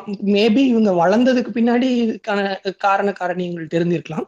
ஆனா ஒரு சிறுமிக்கு அவ்வளவுதானே இது, ஏன் அம்மா இப்படி பண்ணாங்க, அப்பா ஏன் இப்படி பண்ணாங்க, அம்மா இல்லாம போனாங்க, அவ்வளவுதான், அவ்வளவு தெரிஞ்சிருக்கும். அந்த சிறுமியாவே இந்த தாத்தா பாட்டி கையில போய் வளர்ந்தங்காட்டிதான் இது அந்த அவ்வளவு பெரிய உளவியல் கதையா கூட என் கண்ணு முன்னாடி அது விரியுது. ஒரு பெரிய பெண்ணா இவங்க கிட்ட போய் வாழ்ந்திருந்தாங்க அப்படின்னா இது எப்படி இருந்திருக்குங்கிறது சொல்ல முடியல. அந்த இடம் வந்து எனக்கு ரொம்பவுமே யோசிக்க வைத்த இடம். இதை இது யோசிக்கும் பொழுது எனக்கு பேரலா வேற ஒரு டோட்டலா கதை தான். பட் ஆனா நான் எடுத்துக்கிட்ட மைய புள்ளிய ஒட்டின ஒரு விஷயம் வந்து என் சொந்த தாய்மாமா அவருக்கு 4 பிள்ளைங்க இருந்தாங்க. அஹ் ஒரு ஜோசியம் ஜாதகம்லாம் பார்த்துக்கிட்டு ஒரு சின்ன ஒரு குடில் ஒன்று போட்டு தான் இருந்தார். கல்யாணம் கட்டி எல்லாம் கொடுத்துட்டாங்க. 4 பிள்ளைங்க கல்யாணம் கட்டி கொடுத்துட்டாங்க. அதே மாதிரி இவர் ஒரு ஊருக்கு இது ஜாதகம் சொல்றதுக்காக ஒருத்தர் வீட்டுக்கு எங்கேயோ போகும் பொழுது அங்க ஒரு சிறுமி கிடையாது, ஒரு 14 வயசு இருக்கிற ஒரு பொண்ணு வந்து அம்மா அப்பா இல்லாம இருந்தாங்க. இவர் வந்து சரி வேலைக்கு தானேன்னு சொல்லி அங்க ஊர்ல இருந்து சவுத்ல இருந்து கூட்டிட்டு வந்து வச்சிருந்தாரு. வேலைக்கு இருக்கட்டும், இங்க இருக்கட்டும், பக்கத்துல இருக்கட்டும் அப்படின்னு சொல்லி. அப்புறம் அவங்களுக்கு அவங்களுக்கு யாருமே இல்லை, மாமா கூடயே தான் தாத்தா கூடயே தான் வேலை செஞ்சுட்டு எல்லாமே பண்ணிட்டு இருந்தாங்க. அப்புறம் ஒரு ஸ்கூல்ல வாட்ச்மேனா இருந்த இன்னொருத்தருக்கு வந்து அவருக்கும் அப்பா அம்மா கிடையாது, அவர் ஆர்ஃபன் தான். சரி நீங்க 2 பேரும் கல்யாணம் பண்ணி வைங்க, நானே கல்யாணம் பண்ணி வைக்கிறேன்னு சொல்லி மாமா வந்து அவங்க 2 பேத்துக்கும் கல்யாணம் பண்ணி வச்சு பக்கத்துலேயே வச்சுட்டாங்க. அதுக்கப்புறம் சொல்லிட்டாரு மாமா, நீ இதுக்கப்புறம் இங்கெல்லாம் வேலை செய்ய வேண்டியது இல்லை சாமி. நீ அவங்க அப்பவே வந்து கொஞ்சம் கொஞ்சமா படிச்சுக்கிட்டே இருந்தாங்க. சுத்தமா எழுத படிக்கவே தெரியாது, ஆனா மாமா எல்லாம் சொல்லி கொடுத்து அப்புறம் அப்படியே கொஞ்சம் கொஞ்சமா புஸ்தக வாசிப்பெல்லாம் பண்ணி ஓரளவுக்கு தமிழ் எல்லாம் எழுத தெரிஞ்சிடும், நீ வெளியில எங்கேயாச்சும் உனக்கு தெரிஞ்ச வேலைக்கு போயிடு அப்படின்னு அனுப்பிச்சு விட்ட. அப்படி அவங்க அக்கான்னு தான் கூப்பிடுவேன், முத்துமாரி அக்கா. அவங்களும் வேற வேலைக்கு போனாங்க. அப்புறம் மாமாவுடைய கடைசி தாத்தாவுடைய கடைசி காலம் ஒரு 80 வயதுக்கு இருக்கிற வரைக்கும் அவரு இங்க தனியா தான் இருந்தார், யாரும் பிள்ளைங்க எல்லாம் இல்லாம. வந்துட்டு போவாங்க இருப்பாங்க, பட் அவர் தனியா இருக்கிறதுக்கு தான் விருப்பப்பட்டார். கடைசியா வந்து ஒரு 2வது மகள் வீட்டுல இருக்கும் பொழுதும் இவங்க வந்து ஒரு தத்து குழந்தையா தான் அவர் பார்த்து பார்த்து இது பண்ணங்காட்டி கேட்டுட்டே இருப்பாரு. அவ முத்துமாரி எப்ப வருவா, என்ன பார்க்க வருவா, நினைவெல்லாம் கிடையாது, முந்தி பிந்தி தான் பேசுவாரு. இவங்களும் சரி கண்டிப்பா கூப்பிடுறோம் அப்படின்னு. நாங்க எல்லாருமே அவருடைய லாஸ்ட் கொஞ்ச நாள் தான் இருக்க போறாருன்னு தெரிஞ்செல்லாம் பாக்குறதுக்கெல்லாம் போயிருந்த போது முத்துமாரி அக்கா வந்து ஒரு ரஸ்க் பேக்கெட் ஒன்று வாங்கிட்டு வந்தாங்க. அவரும் இவர் பேசவே முடியல, ஆனா கூட இவரு எல்லாரும் என்னென்னமோ பேசி பார்க்குறாங்க, அவர் பேசுறது ஒன்றும் புரியல. எல்லாம் பண்ணும்போது அவர் வந்து அது செய்கையில வந்து காமிக்கிறாரு, இந்த டீல வந்து எனக்கு இது சொல்லு அப்படின்னு. அப்புறம் அப்படியே ஒரு சினிமா மாதிரி எனக்கு கிட கிட கிடன்னு அப்படியே ஓட்டினா. நான் எப்போ மாமாவை பார்க்கறதுக்கு போனாலும் உங்க வீட்டில் போனாலும் அவருக்கு பிரியமானதுங்கிறது அந்த டீல வந்து ரஸ்க்கு தொட்டு சாப்பிட்றதுங்கிறது ஒரு பிரியமானது. அந்த கடைசி காலத்துல வந்து நாங்க எல்லாருமே அவருக்கு ஏதோ சொல்றது பேசுறது அதை இதையும் எல்லாம் செய்ய முயற்சி பண்றோம். இவங்க அக்கா மட்டும் அந்த ரஸ்க் பேக்கெட்டை எடுத்துட்டு பாக்குறதுக்கு அங்க வந்துருங்க. எல்லாம் கூட கிண்டல் பண்ணிட்டு இருந்தாங்க. அப்போ அந்த இதுல பாரு, இவ கொடுத்தா மட்டும் வாங்கிக்கிறா, இப்ப மட்டும் பேசுறாரு, ஐயா பேசுறாரு, செய்கை காமிக்கிறாரு, இப்ப போய் ரஸ்க் வேணுமா தொட்டுக்கிறதுக்கு, சும்மா பேசும்பொழுது எல்லாம் பேசிக்கிட்டு இது பண்ணிக்கிட்டு இருந்தாங்க. அந்த மொற்ற உறவுமே இது பெற்று வரல, இல்ல இதெல்லாம் வரல. ஒரு எடுத்த ஒரு அக்கா இருந்தாங்க, அப்புறம் அவங்களுக்கு பக்கத்துல இன்னொருத்தர் கல்யாணம் பண்ணி கொடுத்தாங்க. எங்களுக்கு தெரியும், மாமா கூட இருக்காங்க, மாமா ஆபீஸ்ல இருக்கக்கூடியவங்க தான் அப்படிங்கிறது எனக்கு சின்ன வயசுல இருந்தே தெரியும். அதே இதுதான் இவங்களையும் என்னால கனெக்ட் பண்ணி முடிச்சு. வேறு வேறு கதைகள் தான். நான் அந்த உளவியல் புள்ளியை தான் சொல்றேன். நான் அந்த தாத்தாவை விட்டு போகாமையே அங்கேயே இருக்கிறதுங்கிற அந்த உளவியல் புள்ளி வந்து அது மாதிரியான மனிதர்கள் வந்து நிறைய நம்மள சுற்றி இருக்கிறாங்க. அது ஒரு பெண் பிள்ளைகிட்ட இருந்து வர்றதுங்கிறது எனக்கு என்னமோ ஆச்சரியமா படல, அது ரொம்ப இயல்பா தோணுது எனக்கு. ரொம்ப ரொம்ப நேச்சுரலா தோணுது எனக்கு அந்த அந்த அந்த மாதிரி ஒன்று காமிக்கிறது அப்படிங்கிறது. இது ஒண்ணு. ஜஸ்ட் அவுட் ஆஃப் இது வந்து கொஞ்சம் ஸ்டோரி வெளில போனாலும் இவங்க பார்க்குற ஒரு விஷயம் மாதிரியே சில தொழில்கள் சிலர் பேர் தான் செய்யணும் அப்படின்னு இருக்கும். சில எக்ஸப்ஷனலா பார்க்கும்போது நமக்கு அந்த இடத்துலயே ஒரு கதை கரு, என்னடா அது எக்ஸப்ஷனலா இவங்க இருக்காங்க, என்னவா இருக்கும் அதுக்கு பின்னாடி ஒரு பின்புலம் இருக்கு.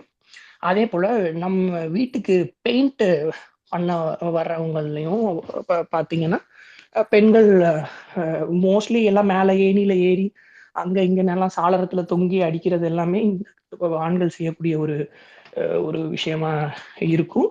அதுக்கு ஏதாச்சும் வெறும் பட்டி பார்க்கறது, கீழே தரையை கூட்டுறது, அந்த ஒரு சிறு வேலைகள் மட்டுமே பார்க்குற மாதிரி இருக்கும். இப்போ நான் ஊர்ல வீடு கட்டின போது ஓகே அது ரொம்ப டீட்டெயில்டா வேணும்.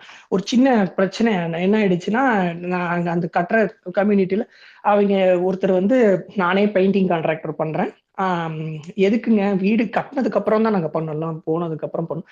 நீங்க கட்டினதுக்கு அப்புறம் வேற ஒரு ஆளுங்கெல்லாம் விட்டீங்கன்னா வீட்டுக்குள்ள எல்லாம் வந்து அது நல்லா இருக்காதுங்க. அப்படியெல்லாம் பண்ணக்கூடாது. ஒரு வீட்டு கட்டின வீட்டுக்கு அப்புறம் இந்த ஆளுங்கெல்லாம் வீட்டுக்குள்ள வரக்கூடாதுங்கிற மாதிரி ஒரு வார்த்தையை சொல்லிட்டாரு.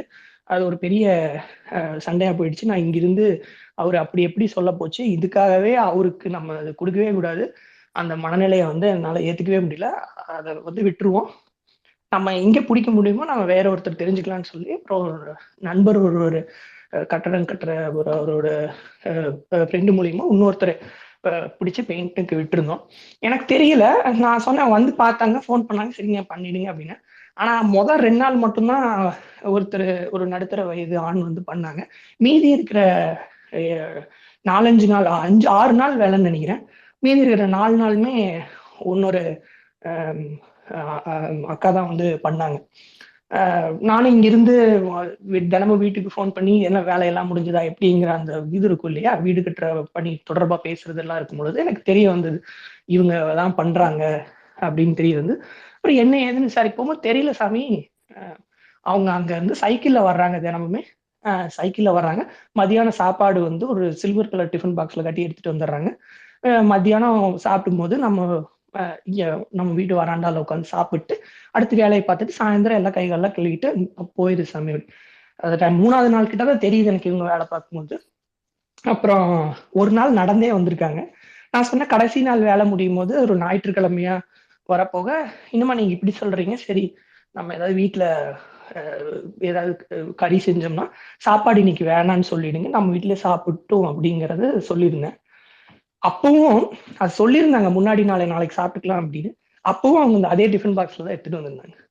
எடுத்துட்டு வந்துட்டு இங்க இந்த கதைக்கு கடைசியில ஒரு சாப்பாடு ஆஃபர் பண்ணுவோம் நான் கொடுக்குறேங்கிற மாதிரி அதே டிஃபன் பாக்ஸ்ல எடுத்துட்டு இல்லைங்க, நான் தினமுமே வேலைக்கு கிளம்பும்போது காலையிலேயே ஐயனுக்கும் எனக்கு கட்டிட்டு எடுத்துக்கோங்க. ஐயனா அவங்க அப்பாவை சொல்றாங்க. அவங்களுக்கு ஒரு ஹஸ்பண்ட் அண்ட் ஒய்ஃப் 2 பேர் தான் போல. அவங்க தான் அந்த பெயிண்டிங் ஒர்க் பண்ணது. ஹஸ்பண்ட் வேற ஒரு வீட்டுக்கு போனதுங்காட்டி 2 பேரும் ஷேர் பண்ணி அவர் முதல் 2 நாள் மட்டும் முக்கியமான வேலையெல்லாம் முடிச்சு விட்டு மீதி இருக்கிற 4 நாள் இவங்க பார்த்துருக்காங்க. அவங்க 2 பேரும் மொத்தம் 3 பேர் அங்க குடியிருக்கிறதா சொல்லியிருந்தாங்க.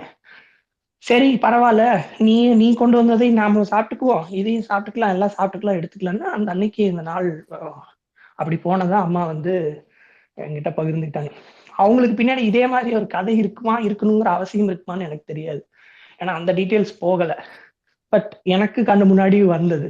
இங்க தன்னுடைய வேலை மேல ஒரு சுயமரியாதையும், தான் செய்யற வேலைக்கு மேல ஒரு பற்றும், அதை கொண்டு அதை முறையா செய்யற ஐ மீன் அது மேலே ஒரு பற்று கொண்டு செய்யற ஒரு விஷயம் இருக்கதான் செய்யுது.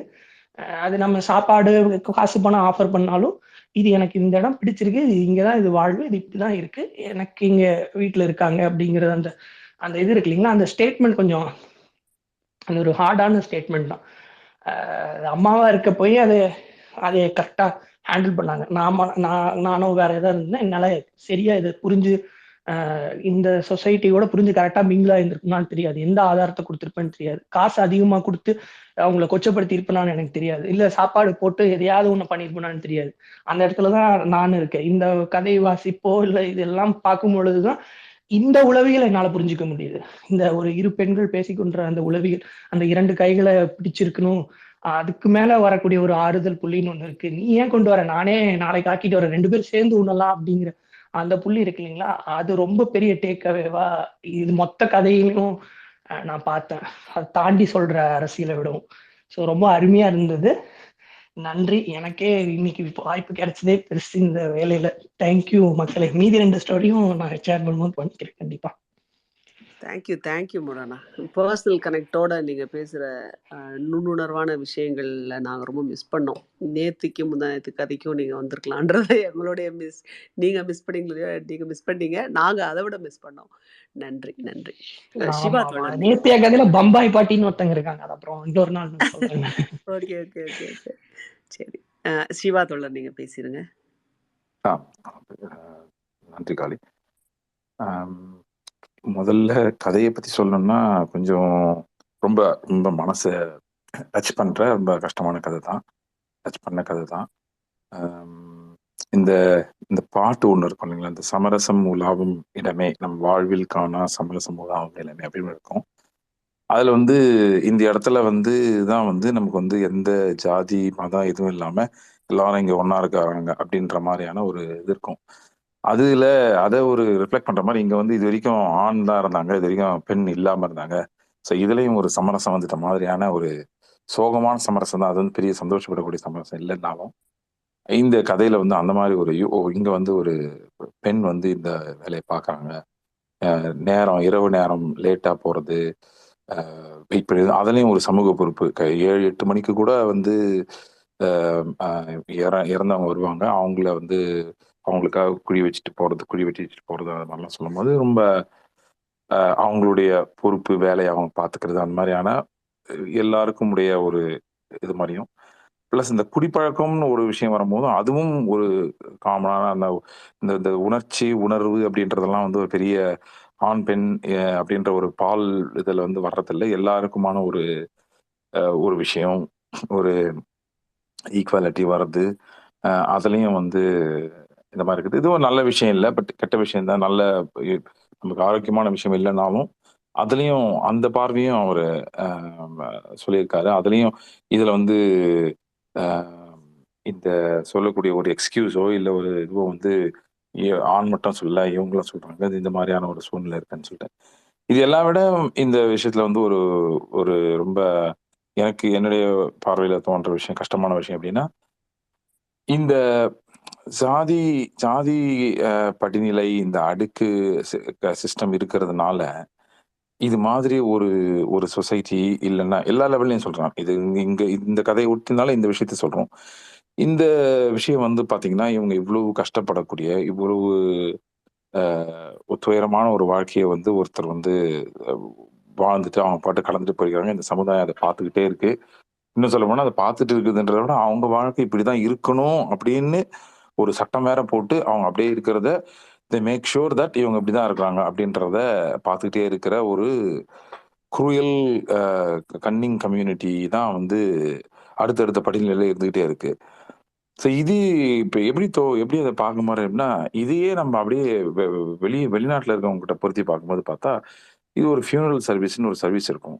அங்க வந்து இந்த ஜாதிக்காரன் வேலை செய்யணும், அந்த ஜாதிக்காரன் வேலை செய்யணும் அப்படிலாம் கிடையாது. ஒரு மெஷின் இருக்கும். இல்லன்னா இது மாரி ஒரு இடம் இருக்கும். அது வந்து ஒரு கடைசியா ம இறந்துட்டவங்களுக்கு மரியாதை குடுக்குற ஒரு இடமா, அமைதியான இடமா, அதுல வேலை செய்றவங்க வந்து இவங்க அதாவது அந்த குடும்பத்தார் வந்து கஷ்டத்துல இருக்கிற நேரத்துல, அந்த ஃப்யூனரல் சர்வீஸ்ல இருக்கவங்க வந்து இவங்களுடைய சூழ்நிலைய புரிஞ்சுகிட்டு, இவங்க கஷ்டத்துல இருக்கவங்களுக்கு ஏத்த மாதிரி அவங்க வேலை செஞ்சு, இவங்களுக்காக அவங்க வேலை செய்றதுனால, இந்த குடும்பத்துல இருக்கவங்க வந்து அவங்க மேல ரொம்ப மரியாதையாவும், ரொம்ப அவங்கள பண்பாவும் பார்த்துக்கக்கூடிய ஒரு ஒரு 2 பேருக்குமான ஒரு ரிலேஷன்ஷிப் அந்த வொர்க் அண்ட் இந்த இந்த இந்த இந்த இந்த குடும்பம் அஃபெக்ட் ஆன குடும்பம் வந்து அப்படிதான் வெளியே இருக்கிற மக்கள் அவங்க பார்க்குறாங்க. அதுக்கான வேலை, அதுக்கான காசு இதெல்லாம் வருது. அவங்கள எந்த விதத்திலயும் குறைவா பார்க்கறதில்ல. அவங்க என்ன வேலை செய்றாங்கன்னு பார்க்கறதில்ல.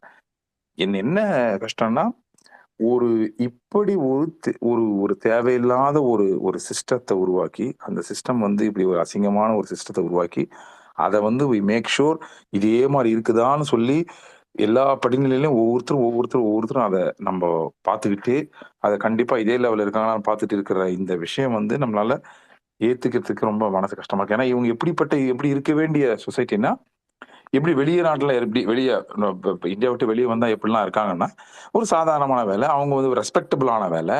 அவங்க வந்து ஒரு கஷ்டத்துல இருக்கிற ஃபேமிலிக்கு வந்து இவங்க உதவுற வேலை. இப்ப இவங்க இப்ப நம்ம ஊர்ல எப்படின்னாக்கா, இந்த மாரி வெட்டியா வேலை பண்றவனுக்கு கூட வந்து வீட்ல ஊர்ல சாவு நடக்கலாம், அவனுக்கு சோறு கிடைக்காதுன்ற மாரி கேவலமா யோசிக்கக்கூடிய பார்வ தாண்டி, அத மாறிய பார்வை. எப்படின்னா, அந்த வேலை எப்படிப்பட்ட வேலைன்னா, ஒரு துயரத்துல, ஒரு கஷ்டத்துல இருக்கிறவங்களுக்கு எந்த வித சலனமும், சங்கடமும் இல்லாம, அவங்கள வந்து அவங்களுக்கான மரியாதையோட, அவங்களுடைய குடும்பத்தார்ல வந்து நம்ம வந்து அவங்கள வந்து அடக்கம் பண்ணணும். அப்படின்ற மாரியான ஒரு இருக்கிற அந்த ஒரு இருக்க வேண்டிய அந்த ஒரு ஒரு தொழிலோ, இருக்க வேண்டிய அந்த ஒரு சிச்சுவேஷனோ, நம்ம ஊர்ல வந்து எவ்வளவு மோசமா, எவ்வளவு இதுவா அத விட முக்கியமா அந்த படிநிலைய நம்ம வந்து எல்லா மேல இருந்து கீழ வரைக்கும் எல்லாரும் வந்து, ஓ! ஓகே. இது இது இப்படிதான் இருக்கணும். நம்ம இப்படிதான் இருக்கணும், இப்படிதான் இருக்கணும், இப்படிதான் இருக்கணும்னு சொல்லி சொல்ற அந்த ஒரு வன்மமான கன்னிங் மனசு இருக்கு பாருங்க, அது வந்து ஒழிஞ்சு அப்படி இருந்தா நம்ம சமுதாயம் வந்து எந்த அளவுக்கு நல்லா இருக்கும், எப்படி இருக்க வேண்டியது, இது எவ்வளோ இத யோசிக்கும்போது இவ்வளவு மோசமா இது நமக்கு வந்து 2 விஷயம். வெளிய நம்ம ஊர்ல இருந்து வெளிய போகாம இருந்தா கூட நமக்கு தெரிஞ்சிருக்காது. இப்படிதான் அப்படின்ற மாரி இருக்கும். வெளிய போம்போது தான் தெரியுது. அவங்களுக்கு 2 கை 2 கால் இருக்கு, எல்லாம் இருக்கு. அவங்க எல்லாரும் போல ஆளுங்க தான். ஆனா இத வந்து ஒரு அசிங்கமா இத வச்சுக்கிட்டு இருக்கக்கூடிய ஒரு ஒரு ஒரு அது என்ன சொல்றதுன்னு தெரியல. அந்த மாரி ஒரு ஒரு கீழ்த்தரமான, ஒரு வன்மமான, ஒரு தரக்குறைவான ஒரு புத்தி வச்சுக்கிட்டு ஒரு சொசைட்டி வந்து அ அத பார்த்துக்கிட்டே இருக்கு. எல்லாருக்குமானது தான். யாரையும் நான் தனியா சொல்லல. எல்லாருக்குமா அப்படி இருக்கு. இது இல்லாம எல்லா லெவல்லயும் இதுக்கு மேல இருக்கவங்க, இதுக்கு மேல இருக்கவங்க அவங்கவங்களுக்குன்னு வேலை சொல்றது கூட இல்லாம இருந்தா, எல்லாருமே வந்து நல்லா இருக்கலாம். எல்லாருமே ஃப்ளரிஷிங்கா இருக்கலாம். நாடும் நல்லா இருக்கும் அப்படின்ற மாரி ஒரு இது இருக்கு. இதுல இந்த ட்ராப்ல மாட்டிக்கிட்டு இதுல இருந்து வெளிய வர்றது எப்படின்னு தெரியாம, அதுக்காக தான் நெறைய பேர் பேசிட்டு இருக்காங்க. நெறைய பேர் போராடிட்டு இருக்காங்க. அந்த கஷ்டம் தோணுது. இது இந்த இந்த இது தாண்டி வந்து நான் முக்கியமா பேச நெனச்சது வந்து என்னன்னா, நீங்க உங்க மாடுலேஷன்ல நீங்க என்ன பண்ணிட்டீங்கன்னா, நான் ஒரு இமயம் அவர் பேசுறத கேட்டுருக்கேன். நீங்க வந்து அப்படியே அவரு பேசுற மாதிரியே, அ அவருடைய சொற்றொடர், அவருடைய பேச்சு வழக்குலயே நீங்க பேசுற மாரி, உண்மையா என் மனசுல வந்து ரொம்ப டச் பண்ணது வந்து நான் அவர் இன்டர்வியூ பார்த்துருக்கேன். அவர் பேசுற மாரியே டக்கு டக்கு டக்கு டக்குன்னு அந்த இன்னும் சொல்லப்போனா அந்த வார்த்தைய முடிக்கிறதனுடைய அந்த வேகத்த கூட நீங்க அந்த மாரி பேசிட்ட மாரியும், அது மாரி இருந்தது. அது ரொம்ப அவரு ப ப படிக்கிற மாரி இருந்தது, உங்க வாய்ஸ்ல. இன்னொரு விஷயம் நான் நினைச்சதுன்னா, இது வந்து நீங்க வந்து நானு சின்ன வயசுல வந்து புதினம் கேட்டுருக்கேன். புதினத்த வந்து நான் ரேடியோல தான் கேட்டுருக்கேன். புதினம் சொல்லுவாங்க. அவ்வளோ அத அத சொல்றத கேட்கறதுக்காகவே அந்த கதைய அந்த அந்த இது கேட்கிற மாரி இருக்கும். ரேடியோல ஒரு 9:30 போல ஈவ்னிங் இருக்கும். நைட் இருக்கும். ஸோ அது மாதிரியான ஒரு ஒரு டச்சிங் ஒரு உணர்வு. நீங்க உண்மையாவே அந்த சின்ன வயசுல ஒரு புதினம். அத வந்து மாடுலேஷன மாத்துவாங்க. சொல்லுவாங்க. அது இன்னும் சொல்லப்போனா அந்த ஒரு சின்ன பாஸ் குடுத்து ஒரு மாத்தி அத சொல்லுவாங்க. அவ்வளோ அழகா சொன்னீங்க. ஸோ நான் உண்மையா அதுக்காக தான் சொல்ல நெனச்சேன். 2 விஷயம். ஒண்ணு நீங்க இமயம் அவருடைய மொழியில நீங்க சொன்னது. அவர் எழுதியிருக்காரு. அவர் அத வச்சு தான் எழுதியிருப்பாரு. அப்படி சொன்னது. பிளஸ் வந்து இந்த இந்த புதினம் நேத்து ஒரு நண்பர் சொன்னாரு. இந்த மாரி வாய்ஸ் ஓவர் அப்படின்னு சொல்லிட்டு. பட் இருந்தாலும் எனக்கு வந்து வாய்ஸ் ஓவர்ன்றது இன்னொருத்தர் பேசும்போது பேசுறது வந்து வாய்ஸ் ஓவர் மாரி தெரியுதாலும், தி இன்னொருத்தர் பேசும்போது பேசுங்க. நீங்க வந்து அந்த அ அருமையான ஒரு டோன்ல புதினத்த இது புதினம் மாரியே சொல்லிட்டீங்க அத. ஸோ அது ரொம்ப நல்லா இருந்தது. இது 2 தான் நான் சொல்ல நெனச்சேன். ரொம்ப தேங்க் யூ. ரொம்ப அருமையா இருந்தது. நன்றி. ரொம்ப நன்றி தோழர். உங்களுடைய கருத்துக்களுக்கும், பாராட்டுக்களுக்கும் ஊக்கமா தான் இருக்கு எனக்கு. ரொம்ப நன்றி. ஹியூமன் தோழர், நீங்க பேசுறீங்களா? பேசுறேன் தோழர். வணக்கம் அனைவருக்கும். ரொம்ப நாளாச்சு முச்சந்த முன்றம் வந்து இடையில முந்தா நாள் தான் ஃபர்ஸ்ட் அந்த திருட்டு போன பொண்ணு கதையை கேட்டேன். அதான் கேட்டுட்டு ஒரு ட்வீட் கூட போட்டேன். ரொம்ப அருமையான வாசிப்புன்ட்டு. நேத்து இணைய முடியல. இன்னைக்கு இந்த கதை இன்னைக்கும் ஒரு ஐ திங்க் ஒரு 10 நிமிஷம் கழிச்சு தான் என்னால் இணைய முடிஞ்சது. ரொம்ப அற்புதமான வாசிப்பு தோழர். முதல்ல சொல்ல வேண்டியது அதுதான். இந்த கதையை நான் படிச்சிருந்தா கூட இந்த அளவுக்கு உணர்ச்சி வசப்பட்டிருப்பேனா என்ன எனக்கு தெரியல. பட் உங்களுடைய வாசிப்பு வந்துட்டு ரொம்பவே உணர்ச்சி வசப்பட வச்சிருச்சு. அதுதான் உண்மை. நிறைய இடங்கள் அப்படியே இந்த மனசை தொடுதுன்னு சொல்லுவாங்கல்ல, அது உண்மையிலே நான் வாசிச்சிருந்தா எனக்கு இந்த அளவுக்கு இருந்திருக்குமான்றது சொல்ல முடியல. இந்த கட்டாயம் உங்களுடைய வாசிப்பு நீங்க சொல்ல கேட்டதுதான் எனக்கு ரொம்ப சிறப்பா இருந்தது. அதை சொல்லணும்னு தான் ஃபர்ஸ்ட் உள்ள வந்தேன். அது ஒண்ணு. அதுக்கப்புறமா இப்ப சிவா தோழர் பேசும்பொழுது ஒண்ணு சொன்னார். அதுவும் அதை கேட்டவுடனே தான் நான் ஸ்பீக்கர் வாங்கணும்னு நினைச்சேன். சமரசம் உலாவினும் பாட்டு சொன்னாரு. பாட்டை சொல்லிட்டு இந்த இடத்துல வந்துட்டு இப்ப பெண்கள்லாம் வந்திருக்காங்க. அதனால வந்துட்டு இது ஒரு சோகமான சமரசம் கூட சொல்லலாம்னு சொல்ற மாதிரி. பட் சமரசமே இல்லையே இதுல. எந்த ஊர்லயுமே வந்துட்டு ஒரு சுடுகாடு கிடையாது. அப்படி இருக்கும்போது எப்படி நீங்க இங்க சமரசம் சொல்லுவீங்க? ஒவ்வொரு ஊர்ல இந்த கதையில கூட அவங்க என்ன சொல்றாங்க, அந்த சீதான்ற பொண்ணு வந்துட்டு ஒரு 7-8 சுடுகாடு தாண்டி தான் வந்துட்டு அவங்க அம்மாவோட புதைச்சேரத்தை கண்டுபிடிக்கிறாங்க. அப்படி இருக்கும்பொழுது சுடுகாட்டுல கூட சமரசம் இல்லாத ஒரு நாட்டில தான் நம்ம வாழ்ந்துகிட்டு இருக்கோம். அதுதான் நிதர்சனமான ஒரு உண்மை. அதையும் சொல்லணும்னு ஆசைப்பட்டேன். கதையை பத்தி சொல்லணும் அப்படின்னா, எனக்கு இந்த அரசியல் அதெல்லாம் தாண்டி நிறைய மென் உணர்வுகளை இந்த கதை கடத்தின மாதிரி தான் நான் பார்க்குறேன். ஏகப்பட்ட இடத்துல குறிப்பா அந்த சீதா அழ போறான்னு 2-3 தடவை சொல்றாரு. பட் ஆனா அவங்க அழல. அவங்க அழறதுக்கு முன்னாடி இந்த இன்னொரு நாகஜோதி அந்த கேரக்டர் பாத்தீங்கன்னா அவங்க கையை பிடிக்கிறது அதெல்லாம் ஒரு விஷுவலா நம்ம அதை பார்க்க முடியுது அப்படின்னா கட்டாயம் நம்ம கண்ணில் தண்ணி வந்துடும். அந்த மாதிரியான ஒரு சிறப்பான எழுத்து. அதை நீங்க வாசித்த விதமும் அருமை. கதையினடை எனக்கு ரொம்ப பிடிச்ச ஒரு இடம் வந்துட்டு இந்த நாகம்மை நினைக்கிறேன். நாகம்மை அவங்க சொல்றது, நான் நாளைக்கு சாப்பாடு கொண்டு வரேன், நீ சாப்பிடுவேன்ட்டு. அதுக்கு சீதா சொல்ற மாதிரி ஒரு வார்த்தை சொன்னீங்க. என்னன்னா அவ பிச்சை கேட்குற மாதிரி இருந்துச்சு எனக்கு கேட்கறது அப்படின்னு சொல்லிட்டு. அது உச்சபட்சமான ஒரு இடமா அந்த கதையில நான் பார்த்தேன். அவ்வளோ ஒரு டச்சிங்கா இருந்தது. இந்த மாதிரி கதை முழுக்க நிறைய இடங்கள்ல இந்த மென் உணர்வுகள் ஃபுல்லா அப்படியே விரைவி கிடக்குது. அரசியல் பத்தி நிறைய எல்லாருமே பேசுனீங்க. விமர்சி மேடம், மீரா மேடம், உடனே நிறைய பேசிட்டாங்க. பட் இந்த கதை இமயம் ஒரு சில கதைகள் வாசிச்சிருக்கோம். கோவேறு கழுதைகள் ரொம்ப நாளைக்கு முன்னாடி வச்சது. அதையெல்லாம் தாண்டி இந்த சிறுகதைகள் கடத்துற உணர்வுகள் எப்பவுமே வந்துட்டு ரொம்ப சிறப்பு. ஒரு பெரிய நாவலோ இல்ல குறுநாவலோ தர்றதை விட ஒரு சிறுகதை ரொம்ப டக்குன்ட்டு அப்படியே நம்ம மனசுல தச்சிரும். நிறைய செய்திகளையும் கடத்தும், சொல்லாம சொல்லும். அந்த மாதிரி இந்த கதை நிறைய செய்திகளை அது பாட்டுக்கு சொல்லாம சொல்லிட்டே இருக்கு. அது சாதி அடுப்பு, உணர்வு சம்பந்தமானது, குடும்பத்தோட சூழ்நிலை, நிறைய விஷயங்கள் 10 பக்கம் எழுதுறத ஒரு 2 வரிகள்ல சொல்லிடுவாங்க. அதுதான் சிறுகதையோட பெரிய சிறப்பு. அந்தபடி பாக்குறப்ப இந்த சிறுகதை ரொம்ப அருமையா இருந்தது. உங்களுடைய வாசிப்பு ரொம்ப அருமை. ரொம்ப நன்றி. அனைவருக்கும் நன்றி. ஒரே ஒரு குறுக்கிடுங்க. அவரு நம்ம அவர் சொன்னதுக்கு மட்டும் சொல்லிடுறேன். நண்பர் நீங்க சொன்னது கரெக்ட் தான். அதை சொல்லும் போதே எனக்கும் அது தோணுச்சு. ஆனா நான் என்ன அர்த்தத்துல அதை புரிஞ்சுக்கிட்டு நான் அதை சொன்னேன்னா, அந்த பாட்டு எப்படி இருக்கும்னாக்கா, அந்த சுடுகாடு வந்து சமமா இருக்கிறது இல்ல. அந்த அந்த சுடுகாடு இந்த இடுகாடு அப்படின்ற நிலம் வந்து பாத்தீங்கன்னா, எந்த வேற வேற சுடுகாடா இருந்தா கூட அந்த இடம் வந்து சமரசம் அங்க வந்து பணக்காரன், ஏழை எவனா இருந்தாலும் அங்க வந்து ஒரே ஜாதியாவே இருந்தா கூட அங்க பணக்காரன், ஏழை அதுல சமரசமா தான் இருப்பான். அதுக்கு முன்னாடி வரைக்கும் 2 பேரும் ஈக்குவலா இருக்க மாட்டாங்க. அப்படின்ற மாரி தான் அந்த இது. ஆனா நீங்க சொல்றது கரெக்ட் தான். அந்த சமரசம் இல்ல. அது இருக்கணும். ஆனா அந்த வரிகள் வர்றது இல்ல நான் உணர்ந்தது வந்து நம்ம சொல்றது அத நான் அந்த அந்த ஃபைனா வந்து அதுக்கப்புறம் அத புரிஞ்சுக்கிட்டு தான் நான் அத திரும்பியும் சொல்லணும்னு நெனச்சதே. என்னன்னா, அத அந்த அந்த அந்த நிலப்பரப்புல அந்த இடத்துல பொசிஷன் ஆஃப் அந்த இதுதான். வேற வேற இடம் இருந்தா கூட. அதுதான் மீன் பண்ற மாரி நான் நினைக்கிறேன். வேற யாராச்சும் மேபி அதுல அந்த அண்டர்ஸ்டாண்டிங் தப்பா இருந்தா சொல்லலாம். தப்பு. Thank you. இல்ல தோழர், நீங்க சொன்னது ரைட்டு தான். அதுதான் அந்த பாட்டு சொல்ல வர்றதுதான். பட் இருந்தாலும் நான் என்னுடைய கருத்தை அதை சொன்னேன். சமரசம் அங்க கூட இல்லையே. ஈவன் செத்த பிறகு கூட வந்துட்டு அவன் விரும்பின இடத்துல அவனை புதைக்க முடியாது. அவனுக்குன்னு ஒரு இடம் இருக்கு, அங்கதான் அவனை புதைக்கணும். இந்த இடத்துக்கு நீ வர முடியாது அப்படின்ற அந்த படிநிலை இருக்குல்ல, அததான் நான் சொல்ல வரேன். அந்த இடத்துலயும் வந்துட்டு நம்ம சமரசமா இருக்க மாதிரி தெரியலையே அப்படின்றது. பட் அந்த பாட்டுல வர்ற பொருள் தத்துவம் அதெல்லாம் உண்மைதான். பட் அதையும் தாண்டி நான் இது இந்த மாதிரி பார்த்தேன். நீங்க சொன்ன உடனே எனக்கு டக்குன்ட்டு அது தோணுனது. நீங்க சொன்ன உடனே நான் ஸ்பீக்கரே வாங்கினேன், இதை ஒரு டக்குன்னு சொல்லிட்டேன் அப்படின்னு சொல்லிட்டு. ஓகே, நன்றி தோழர்.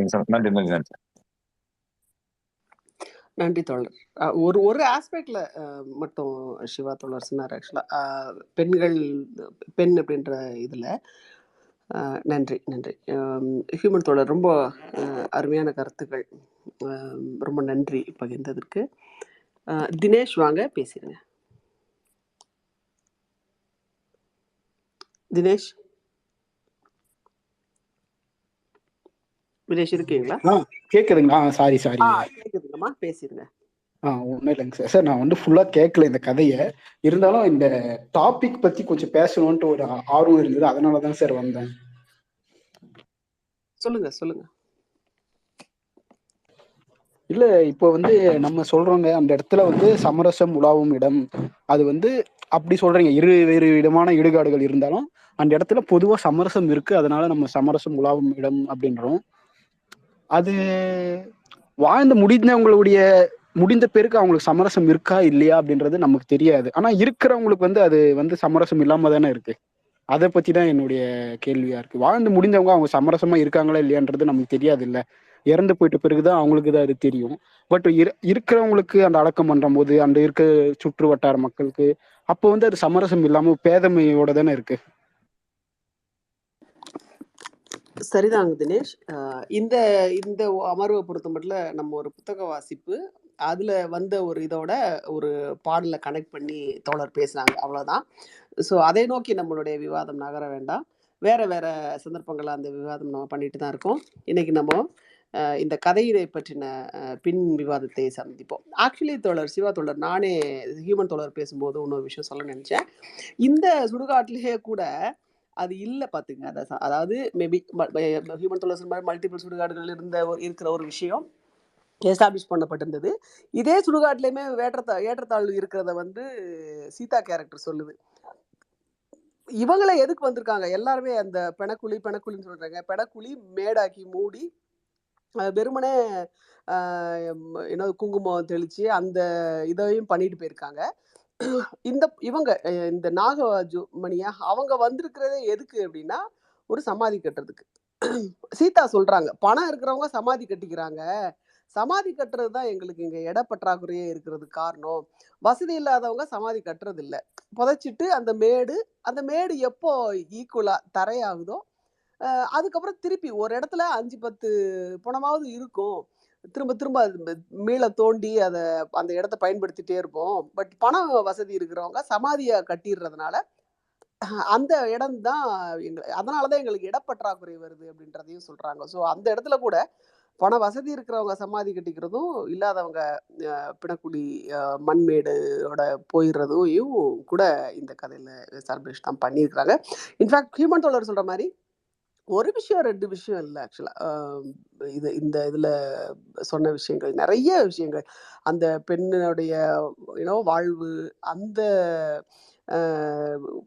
சமூக நிலை, அந்த அந்த அந்த குழந்தைகளுக்கு மீதான அக்கறையின்மை, அதுக்கப்புறம் இந்த சுடுகாட்டின் வந்து எஸ்டாப்ளிஷ் பண்ணி அவங்க வர்ற அந்த சமூக நிலை, சுடுகாட்டுல ஏற்படுற அந்த ஏற்றத்தாழ்வுகள், சுடுகாட்டுலையும் கூட அவங்க வந்து பொண்ணுன்னா பார்க்கத்தானே செய்வாங்க அப்படின்ற மாதிரியான அந்த அந்த பேச்சுக்கள். அதுக்கப்புறம் இவங்க இல்லை என் கூட சித்தாள் வேலைக்காவது வாய அப்படின்னு சொல்லிட்டு இவங்க இந்த பெண்களுக்கு நடுவுல ஏற்படுற அந்த பாண்டு, அந்த கைப்பற்றி அவங்க பேசுறது, அவங்களுக்கு வேற என்ன ஆறுதல் சொல்றதுன்னு தெரியாத ஒரு சூழ்நிலை தான். ஆக்சுவலா அந்த கை பற்றி வேற என்ன சொல்றது அப்படின்றது தெரியாததான் அந்த கை பற்றி. அது மாதிரி நிறைய விஷயங்கள் இதுல வரிசையா அப்படி நான் நிறைய விட்டு தான் சொல்றேன். இந்த சுடுகாட்டில் இருக்கிற ஏற்றத்தாழ்வு, சுடுகாடு இருக்கிற அமைப்பு, அங்க ஒரு பெரிய மரம் கூட இல்லை, எல்லாமே சின்ன சின்ன மரங்கள் தான் இருக்கு அப்படின்னு சொல்றதே வந்து பராமரிப்பு குறைவாக இருக்கிற, பராமரிப்பு இல்லாத ஒரு சூழல். அதுல வந்து அந்த இன்னொரு வெட்டியான அவருடைய மனநிலையை பற்றி சொல்லுதல். இவங்களுக்கு வந்து வேற ஆப்ஷன் போக வாய்ப்பு இருந்தா கூட போகாது. இல்ல நான் இந்த இடத்துல தான் இருப்பேன், ஏன்னா இந்த இடத்துக்கு நான் கடன் பட்டிருக்கேன், இந்த இடம் தான் எனக்கு சாப்பாடு கொடுக்குது, இதை எப்படி நான் விட்டுட்டு போக முடியும் அப்படின்ற மாதிரி இவங்களோட பொறுப்பு. அதே சமயம் அந்த அந்த பொறுப்பு இல்லாத எந்திரத்தனமா இருக்கிற இன்னொரு அதே இதுல வேலை செய்யற இன்னொரு வேலையாளை பற்றியும் சொல்றாங்க. ஸோ இந்த மாதிரி நிறைய ஆஸ்பெக்ட்ஸ், ஒவ்வொரு ஆஸ்பெக்டையும் எடுத்தாலே நிறைய பேசிட்டே போலாம் தான். அந்த அளவுக்கு நிறைய ஒரு பன்முகம் இருக்கிற பரிமாணம் இருக்கிற கதை இது. நன்றி தோழர்களே. கண்டிப்பா நீங்க சொன்ன அந்த பாயிண்ட் கரெக்ட் தான். தேங்க்யூ. எஸ். அண்ட் இன்னொரு விஷயம் இந்த இதுல என்ன அப்படின்னு சொன்னா, இந்த இதை பத்தி பேசணும்னா, இந்த பெண்கள் அவங்களுக்கு கொடுக்குற அந்த எப்போ அவ அழ ஆரம்பிக்கிறா அப்படின்றத வந்து அதை கொஞ்சம் கொஞ்சமா அந்த டெம்போ பில்டு பண்ணிட்டே வர்றாரு. இல்லை அழுத மாதிரி தெரியலையே அப்படின்னு முதல்ல சொல்றா. அப்புறம் கொஞ்சம் அப்படியே அங்கிட்டு இங்கிட்டு பார்த்து அவாய்ட் பண்ற மாதிரி தெரியுது அப்படின்னு நினைக்கிறா. அப்புறம் இன்னும் கொஞ்சம் கலங்கிச்சோ இல்லையோ அப்படின்ற ஒரு சந்தேகம் வருது. அப்புறம் கலங்கிருச்சு அப்படின்ற ஒரு நிலை வருது. அதுக்கப்புறம் அவ கண்ணீர் வழியுது, அதை தொடச்சிக்கிறா அவ. அதுக்கப்புறம் அவ உடல் ஆடுற அளவுக்கு அவ தங்க தானே, அவ அம்மா இல்லையே அப்படின்னு சொல்லும்போது அந்த உடல் அதிர்ற அளவுக்கு ஆன இது, அவளுடைய அந்த கிரீஃப் வந்து அப்படியே கூடிட்டே போகுது. அவ சொல்றா, இத்தனை நாள் நான் வந்து பேச மறந்திருந்த விஷயங்கள், யார்கிட்டயுமே நான் பேசினது இல்லை, அதுக்கான வாய்ப்பு இல்லை, நான் பேச மறந்திருந்த விஷயங்கள் கூட நான் வந்து நீ வந்த உடனே இன்னைக்கு நான் இவ்வளவு பேசியிருக்கிறேன் அப்படின்னு சொல்லி சொல்றா. மீராவா கோமதி சொன்னாங்களான்னு தெரியல, 2 பெண்களுக்கு நடுவுல இது ஏற்படுற நிறைய அவங்க போட்டி போடுவாங்க. இந்த மாதிரியான உருவகங்கள் தான் யூனோ உருவப்படுத்தி வச்சிருக்காங்களே ஒழிய, உண்மையில ஒரு ஒரு கிரீஃப்ல இருக்கும்போது ஒரு பெண் வந்து உணர்வுபூர்வமா அவங்க குடுக்கக்கூடிய இத வந்து வேற யாரும் குடுக்க முடியாதுன்னு நெனைக்கிறேன். இந்த இடத்துல இந்த நாகமணின்றவங்க சீதாவுக்கு குடுக்குற இது அதுதான். அவங்களுடைய மெத்தட் ஆஃப் ஷேரிங் அந்த கிரீஃப ஷேர் பண்ணிக்கிறதோ, இல்ல அந்த ஆறுதல் சொல்றதோ என்னவா இருக்கு அப்படின்னா, ரொம்ப சிம்பிளா இருக்கு. ரொம்ப காம்ப்ளிகேட்டடாலாம் ஒண்ணும் இல்ல. கையை பற்றிக் கொள்வது, "வா என் சாப்பாட்ட நீ நாளைக்கு என் கூட ஷேர் பண்ணிக்கிறியான்னு?" கேட்கிறது. அந்த இடத்துல நான் அப்படியே ஆடி போயிட்டேன். இவர் உபயோகப்படுத்தியிருக்க வார்த்தைகள்.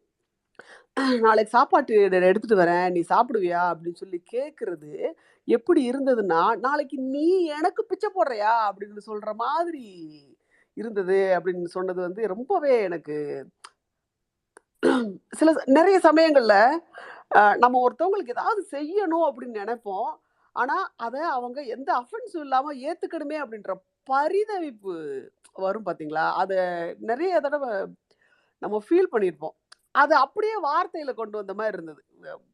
நான் நான் நான் உனக்கு ஏதாவது பண்ணணும்னு நெனைக்கிறேன். ஏதாவது ஒரு இடத்துல உனக்கு கம்ஃபர்ட்டோ, உனக்கு ஒரு சந்தோஷமோ குடுக்கணும்னு நெனைக்கிறேன். பட் நீ அத அஃபெண்ட் ஆகாம எடுத்துக்கணுமே அப்படின்ற ஒரு பரிதவிப்பு தான் அந்த வார்த்தையில எனக்கு கிடைச்சது. ரொம்பவே அ வெரி மூவ்ட் அப்படின்னு தான் சொல்லணும். அந்த மத்தபடி மீதி எல்லா பாயிண்ட்ஸும் எல்லாரும் பேசிட்டாங்க. அம் ஆ இதுல நாமக்கல்ல ஒரு பெண் வந்து ஆக்சுவலி இது சேலம், நாமக்கல் இந்த சேலம்ல நடக்கிறதா தான் இது சொல்றாங்க. நாமக்கல் சுடுகாட்டுல ஒரு எம்.ஏ. பட்டதாரி வந்து மின்மயானத்துல வேலை செஞ்சாங்க அப்படின்னு சொல்லிட்டு ம் பேட்டியில படிச்சிருக்கேன். அவங்க வந்து உங்க தந்தை அதாவது பிறந்த வீடு வந்து ஒரு பட்டர் குடும்பம். ஏதோ முருகன் கோயில்ல பூசாரியா இருக்கிற பிராமணர் குடும்பம். அ கலப்பு மணம் செய்துக்குவாங்க. அதனால அவங்க வீட்ட விட்டு வெளியேத்திருவாங்க. அ அப்புறம் இவங்க வந்து குடும்பத்து சுமை ஷேர் பண்ணிக்கிறதுக்காக இவங்க வந்து மின்மயானத்துல வேலை இருக்குன்னு சொல்லி பார்த்துட்டு, அப்ளை பண்ணி கன்வின்ஸ் பண்ணி அந்த வேலைய வாங்கி, இப்பவும் அவங்க அங்க வேலை பார்த்துட்டு இருக்காங்க. ஒரு எம்.ஏ. பட்டதாரி அப்படின்றது ஒரு தகவல். சேலத்துல இத மாதிரி ஒரு பெண் வந்து மயானத்துல வேலை செஞ்சுட்டு இருக்காங்க அப்படின்றது இன்னொரு ஃப்ரெண்ட் மூலமா எனக்கு வந்த தகவல். இன்ஃபேக்ட் எதுக்காகன்னா, அவங்கள ஏதாவது ஒரு இந்த பணி சத்துணவு பணியோ, இந்த பணியோ மாவட்ட ஆட்சியர் போடக்கூடிய போஸ்டிங்ஸ் இருக்கு பார்த்தீங்களா? அது ஏதாவது அவங்களுக்கு பரிந்துரை ஏதாவது இது இது அந்த ஒரு விஷயத்துக்காக அவங்க அந்த கவனத்துக்கு கொண்டு செல்றதுக்காக என்கிட்ட சொன்னாங்க. பட் அதுக்கப்புறம் அத பேச விளையும்போது அவங்களே இல்ல, அவங்க அங்கேருந்து வர மறுக்கிறாங்க அப்படின்றதையும் அவங்க சொன்னாங்க. வேற வேற ஆங்கிள்ல அது போச்சு. அதனால அத நான் சொல்லல. பட் சேலம்ல இந்த ஒரு ஒரு மயானத்துல பெண் அ இவங்க அவங்க வந்து வெட்டியான் ஆக்சுவலா. எரிக்கிற வேலை பார்க்கிறவங்க. இவங்க புதைக்கிற வேலைய பார்க்குறாங்க. எரிக்கிற வேலை பார்க்கிற ஒரு பெண் அவங்க ஆக்சுவலா. அப்புறம் எரிக்கிறதா, புதைக்கிறதா, சாதிக்கு தகுந்த மாதிரி அப்படின்னு சொல்லிட்டு சொல்லியிருப்பாங்க. அதுல 2 குறிப்பா 2 அ அ இடத்துல ஒரு இடத்துல சமாதி 2 சமாதிக்கு பேர் வாசிப்பாங்க. அதுல ஒரு சாதி பெயர் இருக்கும். எனக்கு என்னவோ அந்த சாதி பெயர் வந்து எரிக்கிறது வழக்கம் மாதிரி எனக்கு தோணுச்சு. பட் மேபி யூனோ அ அதுல கன்வெர்ட்டடா இருப்பாங்க. அந்த மாரி ஏதாவது இருந்தா ஒரு வேள புதைப்பாங்களோ என்னவோ தெரியல. அந்த இடத்துல எனக்கு ஒரு சந்தேகம் வந்துச்சு. மேபி தெரிஞ்சவங்க யார்கிட்டயாவது அத கிளாரிஃபை பண்ணிக்கணும்னு நெனைக்கிறேன். அது ஒரு பெரிய டிஸ்கஸிங் பாயிண்ட்டா இங்க நம்ம வைக்க தேவையில்ல. ஸோ இவ்வளோதான் மக்களே. இந்த இதை பொறுத்து இந்த சிறுகதையை பொறுத்து எனக்கு இந்த ஷேரிங் பாயிண்ட்ஸ். நாளைக்கு மற்றும் ஒரு வேற யாராவது நண்பர்கள் பேச இருக்கீங்களா? இல்லன்னா நம்ம செஷன் எண்ட் பண்ணிக்கலாம். ஓகே. வாசிப்புக்கு நீங்க எல்லாம் தொடர்ந்து குடுக்குற அ ஊக்கம் வந்து ரொம்பவே சந்தோஷப்படுத்துது. இத இத இந்த ஒரு வாசிக்கெல்லாம் நமக்கு வரும் அப்படின்றதே முச்சந்து மன்றத்துல தான் கண்டு கொண்டேன். கருக்குல இருந்து தான் இந்த இது ஆரம்பிச்சுச்சு. ஏன்னா சவுத் ஸ்லாங் விருதுநகர் அந்த மதுரை கீழ இருக்கிற மதுரைக்கு தெற்க இருக்கிற ஸ்லாங் வந்து கொஞ்சம் ஃபெமிலியரா இருக்கிறதுனால அது நல்லா வரும் அப்படின்றதுனால அதோட ஆரம்பிச்சது தான். அதுலயுமே ரொம்ப ரொம்ப ஊக்கம் குடுத்தீங்க. ரொம்ப மகிழ்ச்சி. அ சந்தோஷம் கூட. இதை பண்ண முடியுது அப்படின்றதுல எனக்கு மகிழ்ச்சியும் கூட. நன்றி மக்களே. வேற எதுவும் பேசுறதுக்கு ராசுகுட்டி வாங்க பேசுங்க. நல்லா வச்சிங்க காளி. அந்த ஊக்கத்தை நானும் கொடுத்துட்டு போக வேண்டியது. Thank you thank you Rasukutti. வேற எதுவும் இல்ல இல்லைங்களா? இன்னைக்கு வாட்ச கதை வந்து எனக்கு ரொம்ப கான்ஃபிளிக்டிங்கா இருக்கு. நான் அதனால கம்முன்னு இருந்தெல்லாம் பார்த்தாச்சு. ஏற்கனவே எப்பவுமே சொல்லுங்க சொல்லுங்க போடுது. சொல்லுங்க சொல்லுங்க. பரவாயில்ல சொல்லுங்க. எல்லா கான்ஃபிளிக்டையும் பேசுவோம். அப்சர்வ் பண்றதுக்கான ரொம்ப ரொம்ப அடர்த்தியான கதை இல்லையா இது? கேட்குற கதை கிடையாது. இந்த கதை கண்டிப்பா வாசிக்க வேண்டிய கதை அப்படிங்கிற மாதிரி தோணுச்சு எனக்கு. லைக் பிட்ஸாவே ப்ராசஸ் பண்றது இதாக தான் இருந்தது. இந்த எனக்கு உங்க வாகனம்னு ஒரு கதை வாசிக்க தெரியுமா? அம்பையோடது. அதில் பேசுறதுக்கு நிறைய இருந்தது. ஆனால் அன்னைக்கு பேச முடியல. அது ஒன்று இருந்தது. அந்த அக்சசபிலிட்டின்ற ஒரு டேர்ம் இருக்குல்ல, ஒரு மனுஷனுக்கு வாய்ப்பு இருக்கிற மனுஷன் இல்லாத மனுஷன் அப்படின்ட்டு இருக்காங்க. இல்லை இங்கே நான் மொத்த இந்தியாவில் எடுத்து பார்த்தோம்னா like by data purchase power parity இல்லை எப்படி பார்த்தாலும் சரி ஒரு 15% வந்து ஹோல்ட்ஸ் லைக் த்ரூ அவுட் யூனிவர்சலாகவே தானே. ஒரு 15 20 பார்த்தா ஒரு 90% வெல்த்தை ஹோல்ட் பண்ணி வச்சுருக்காங்க. இந்த 10% வெல்த்தை 10% மீதி இருக்கிற அந்த 10% தான் மீதி இருக்கிற ஒரு 70% 80% மெஜாரிட்டி சபால்டன் கிளாஸ் ஷேர் பண்ணிக்கிறாங்க. அப்படிங்கிற இடத்துல இவங்களுக்கு அக்சசபிலிட்டிலாம் இல்லை அப்படின்னா கடமைன்ற ஒரு வார்த்தையில எல்லாத்தையும் கெட்டி போட்டு சமரசம் பண்றதுன்றது இந்த கடமன்ற வார்த்தையெல்லாம் சமரசம் பண்ணி சாவடிக்கிறாங்கன்னு நினைக்கிறேன். ஏன்னா இந்த கதை எனக்கு வந்து இந்த சைட்ல இருந்து தான் தோணுச்சு. ஏன்னா இந்த கதையில எமோஷனலா இருக்கிறது எல்லாமே புரியுது, இல்லைன்றதெல்லாம் கிடையவே கிடையாது. பட் லைக் தொடர்ந்து புறக்கணிக்கப்பட்டு இல்லை புறந்தள்ளப்பட்ட மக்கள் தங்களை எப்படி சமரசம் பண்ணிக்கிறாங்கன்னா இந்த மாதிரி ஏதோ ஒரு வகையில இது என் கடமை அப்படிங்கிற மாதிரி ஒரு எமோஷனல் கொஸ்டின் ஒன்று வச்சுட்டு உட்காந்துல அந்த இடத்துல இது அவசியமா இல்லை இது சரியா அப்படின்ற இடத்துல இருந்து அந்த இடத்துக்கு போயிடுச்சு என் மண்டை. அதனாலதான் நான் சரி ஒரு வாசிக்காம வந்து பேசக்கூடாது அப்படின்ற மாதிரி இருந்தேன். இல்ல ராஸ்குட்டி, எனக்கும் அது தோணுச்சு. கடமைன்ற பேர்ல இவளோட வாழ்க்கையை முடக்கிக்கிறாளோ, வேற ஒரு பெட்டரான வேலைக்கு போனா அவங்களுக்கு ஒரு பெட்டரான அதே தாத்தா பாட்டிக்குமே பெட்டரான வாழ்க்கையும் கொடுக்கலாம். அவங்கள எடுத்து போடுற அன்னைக்கு பிணக்குழி வெட்டுறவங்களுக்கு 1000 ரூபாயோ 2000 ரூபாயோ கொடுத்துட்டு கூடவும் சேர்ந்து வெட்டினா என்ன வேணா நான் சொல்ல போறாங்க அப்படின்றதுன்னு தோணுச்சு. பட்டு அது அது அது அது அந்த நிமிஷத்துல அவங்களுக்கு வேற ஆப்ஷன் இல்லாத போது அவங்களுக்கு இருக்கிற ஒரு ஒரு ஒரு இந்த ஜஸ்ட் லைக் தட்டான ஒரு ஸ்டேட்மெண்ட்டாகவும் ஒரு மனநிலையமாகவும் தான் நான் பார்க்க நினைக்கிறேன். வாய்ப்பு வந்ததுன்னா அவங்க அதை வேணான்னு சொல்லுவாங்களா, அந்த பெட்டர் ஆப்ஷன்ஸை அவங்க கன்சிடர் பண்ண மாட்டாங்களா அப்படின்றதும் எனக்கும் இருந்த கேள்விதான். சரி, ரொம்ப டீப்பா அதை இது பண்ண வேணாமே அப்படின்ட்டு விட்டேன் நானும். ஏன்னா நீ வாசிக்க ஆரம்பிச்சோம் எனக்கு அங்கதான் போய் நின்னது. எனக்கு இதை தாண்டி இங்க மேபி அது ஒண்ணு அந்த கதையை லைக் எனக்கு ஒரு ஃபுல்லா அப்சர்வ் பண்ணிக்க முடியாதுக்கு அது ஒரு ரீசன். எனக்கு அந்த பாயிண்ட்ல இருந்தா நீங்க வாய்ஸ் ஒவ்வொரு சென்டென்ஸையும் எடுத்து நான் அங்கதான் போறேன். ஏன் இதை சொல்லணும் அங்கேயே போயிட்டு இருந்தேன். நான் வாசிட்டு வரேன் ஒரு நாள். அதே மாதிரி மொடர்னா சொன்ன மாதிரி தான் ஒரு நாள் ஏற்கனவே வாச கதையில இந்த வாகனன்றதுல வந்து இந்த அக்சஸ் அப்படின்ற ஒரு வார்த்தை எவ்வளோ முக்கியம் அப்படின்ற மாதிரி ஏன்னா பேசுற கதையில நிறைய இருக்குது. எப்போ பேசுறதுக்கு வாய்ப்பு இருந்தால் பேசலாம். ஒரு நாள் ரொம்ப லேட் ஆகுதுன்னு நினைக்கிறேன். நான் வந்து தான் டெய்லி இழுத்துக்கிட்டு இருக்கிறேன் எக்ஸ்ட்ரா 5 நிமிஷம். நான் ஆக்சுவலி அது லேட் ஆகுதுன்றதுனால தான் நான் அதை வரல, அந்த இடத்துக்கு வரல. நானும் தோழர் வந்து சீதான்னா ராமன் அப்படின்னு எனக்கு தெரிஞ்ச ஒருத்தர் இருந்தாரு அப்படின்னு வந்துருவாரோ ராஷ்டிரபதி தோழர் நினைச்சேன். நான் அந்த இடம் வந்து இன்னைக்கு தொடல அவரு நம்ம விட்டு வச்சிருவோம்.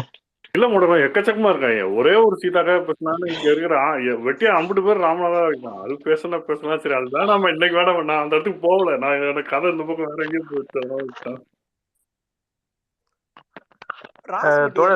ராசுகுட்டி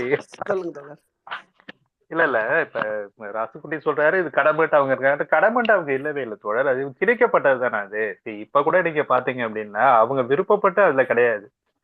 நீங்க இந்த ஒரே ஒரு சீதாவை மட்டும் இந்த கதையை மட்டும் வச்சுட்டு பேச முடியாது. பொதுவா நான் சொல்ற கருத்து பார்த்தீங்கன்னா இது எல்லாம் அவங்க மேல திணிக்கப்பட்டதுதான். விரும்பி யாரும் அந்த வேலை செய்யல. இன்னைக்கு கூட நீங்க பாத்தீங்கன்னா இப்ப சமீபத்துல நடந்த நிறைய இந்த பேரழிவுகள்லாம் இருக்குல்ல, சுனாமி ஆகட்டும் மாட்டவருக்கு அப்ப வந்துட்டு அந்த இடங்களை சுத்தப்படுத்துறதுக்கு பட்டியலின மக்கள் தான் கூப்பிடுறாங்க. சென்னையிலேயே நடந்த நிகழ்வு அது. சென்னையில கூட பாத்தீங்கன்னா ஒரு இடத்த கிளீன் பண்ணணும் அப்படின்னா நேரா இந்த பட்டியலின மக்கள் எங்க இருக்காங்களோ அங்க போயிட்டு அவங்கள தான் கூப்பிட்டு வராங்க. ஏன் வேற யாரும் வந்து பண்ண மாட்டாங்களா? அதுக்கு முன்னாடி பாத்தீங்கன்னா இந்த ட்ரெயின் ரயில்ல இருக்கிற அந்த டாய்லெட்ஸ் எல்லாம் கிளீன் பண்றதுக்கு அந்தந்த ஊர்ல இருக்க பட்டியலின மக்களை தான் கூப்பிடுறாங்க.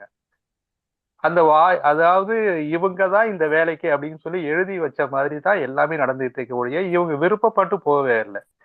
இன்னமும் மலக்குழிகளை இறங்கி அல்றது வந்துட்டு பட்டியலின மக்கள் தான். அவங்களுக்கு வந்துட்டு சட்டப்படி நிறைய இதுக்கு உண்டான இயந்திரங்கள் கண்டுபிடிக்கணும் அப்படின்ட்டு எல்லாம் பேசிக்கிட்டு இருக்கோம். நம்ம எங்கெங்கேயோ ராக்கெட்ல விட்டு எல்லாம் மட்டும், பட் அந்த சின்ன இயந்திரத்தை இன்னும் நம்மளால கண்டுபிடிக்க முடியல, செயல்படுத்த முடியல. இது திணிக்கப்பட்டது. இது யாருமே விரும்பி ஏத்துக்கிட்டது கிடையாது இல்ல. அவங்க எல்லாருமே வாய்ப்பு மறுக்கப்பட்டவர்கள். அதுதான் நான் சொல்லணும்ட்டு வந்தா, வேற ஒண்ணும் இல்லை. நன்றி. நன்றி நன்றி தோழர். நீங்க அந்த சமூகத்தை மொத்தமா வச்சு பாக்குறீங்க. ராஸ்குட்டி இந்த ஒரு கதையில அந்த கடமைன்ற இத அந்த பொண்ணு ஏத்துக்கிட்ட ஒரு மனநிலையை பேசினாரு நினைக்கிறேன். ஓகே, நல்லது மக்களே. வேற எதுவும் கருத்துக்கள் இல்லையே? நம்ம செஷன் எண்ட் பண்ணிக்கலாமா? Good, super. பேசுவோம் ராஸ்குட்டி. இன்னும் ஒரு வீக்கெண்டு ஒன்று போட்டால் கூட நல்லா தான் இருக்கும். ஒரு வீக்கெண்ட் ஒன்று போடுங்க. ஆமா, நாளைக்கு கூட நிறைய வச்சிருக்கேன். அந்த நோட்ஸ் எனக்கு எங்க தான் போய் பேசுறது, எல்லாத்தையும் பேசுறேன். சரி, ஓகே. ராசுகுட்டி, ஆமா ராசுகுட்டி, நீங்க வந்து இந்த வித்தியாசமான ஒரு பாயிண்ட் கொண்டு வந்து ரொம்ப முக்கியம். அது உண்மைதான். எனக்கும் அது மனசுல ஒரு பேக் ஆஃப் த மைண்ட் போயிட்டு இருந்ததுதான். மீரா ஒரு பாயிண்ட் வச்சாங்க, அந்த தீபாவளி எதுக்காக இது மாதிரி கொண்டாடணும், அது ரொம்ப முக்கியமான. அதே மாதிரி இந்த நம்ம கடமை உணர்வு அப்படிங்கிற ஒரு போர்வையில தேவையில்லாம எல்லா வேலையும் இழுத்து போட்டு செஞ்சுக்கிறது, தன்னைத்தானே அழிச்சுக்கிறது அப்படிங்கிற அந்த ஒரு இது கிட்டத்தட்ட அப்படிதான். இப்போ மொடோனா சொன்ன அந்த லைவ் எக்ஸாம்பிள பாத்தீங்கன்னா, அந்த பெண்ணை கூட்டிட்டு வந்து அவர் படிக்க வைக்கிறாரு. அவங்களுக்கு வந்து அடுத்த ஒரு ஸ்டேட்டஸ்க்கு லைஃப் பெட்டரா கொண்டு போய் கொடுத்துருக்காரு அவரோட மாமா, மொடோனாவோட மாமா. ஆனா இங்க அப்படி இல்லை. இப்போ இது அந்த பழைய கதையே தான். அந்த மயானத்துல வளர்ற குழந்தை வந்து ஒண்ணுமே தெரியாம அப்படிதான் வளரணும். இன்னைக்கு டெக்னாலஜி இப்படி மாறினதுக்கு அப்புறம் அப்படிதான் வளரணும்னு கிடையாது. தங்கச்சி போன மாதிரியோ இல்ல வேற இடத்துக்கு கூட போகலாம். கதையை கதையா வச்சுக்கணும், வாழ்க்கையை வேற மாதிரி வச்சுக்கணுங்கிறதுதான் இந்த விஷயம். இதை படிச்சுட்டு இது மாதிரி பண்ணக்கூடாதுங்கிற விஷயம் இதுதான். அதுல ஒண்ணு எல்லா இடத்துலயுமே வந்து யாராவது ஒருத்தவங்க ஆறுதல் எப்பயோ ஒரு இடத்துல கிடைக்கும் அப்படிங்கிறது மட்டும்தான் எடுத்துக்க முடியும். வேற எதுவும் இல்லை. உண்மைதான் ராசுகுட்டி. நிச்சயமா ஒரு இடத்துல இருந்தா அந்த அந்த அந்த என்ன சொல்றது, இந்த குழி, இவங்க குழி வெட்டவங்க அந்த குழிக்குள்ளேயே சுத்தி வந்துட்டு இருக்காங்க பாருங்க. லைஃப் இன் எ ஹோல் அந்த மாதிரி இருக்கக்கூடாதுங்கிறது தான் உண்மைதான். ராசுகுட்டி பயந்துட்டே வந்து வேற கருத்தை வைக்கிறேன்னாரு. எல்லாருமே உங்க கருத்தோட உடன் பண்றோம் ராசுகுட்டி. இல்ல, எனக்கு இழுத்துருமோன்னு தோணுச்சு. எனக்கு நீங்க வைக்கிற டைம் நான் கடைசி நானும் டெய்லி எப்படியாவது வண்டியை மிச்சு வந்துட்டு இருக்கிறேன். சரி, இல்ல கரெக்ட் தான்.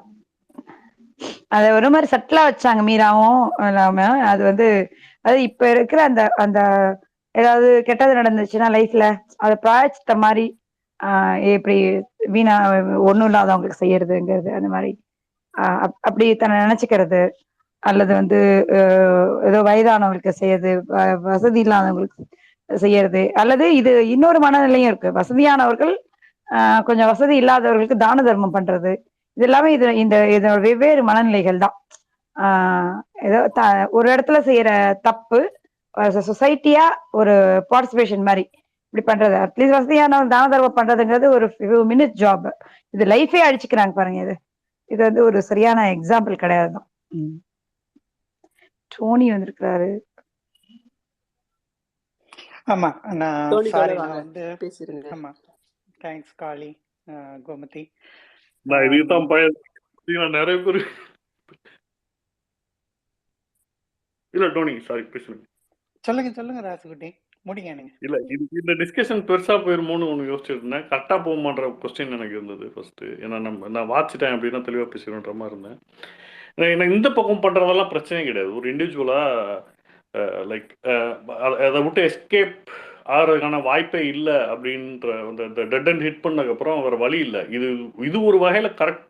இது ஒரு வகையில் அட்லீஸ்ட் தன்னை சமாதானப்படுத்திட்டு மீதி வாழ்க்கையை ஓரளவுக்கு அது நிம்மதியோட வாழ்றதுக்கு ஒரு ஒரு ஒரு ஒரு பிடி இல்லை ஒரு பற்று மாதிரி அமைஞ்சிட்டாலும் லைக் அடுத்த கட்ட மூவ்மெண்ட் அப்படின்றத தடப்பட்டு போகும். இது இண்டிவிஜுவல் லெவலில் பேசினா லைக் சொசைட்டியாக பேசுனாலும் அதே தான். இவர் ஹியூமன் சொன்ன மாதிரி தான். இவங்களை மட்டும் கூப்பிடுறது எனக்கு பிரச்சனை கிடையாது.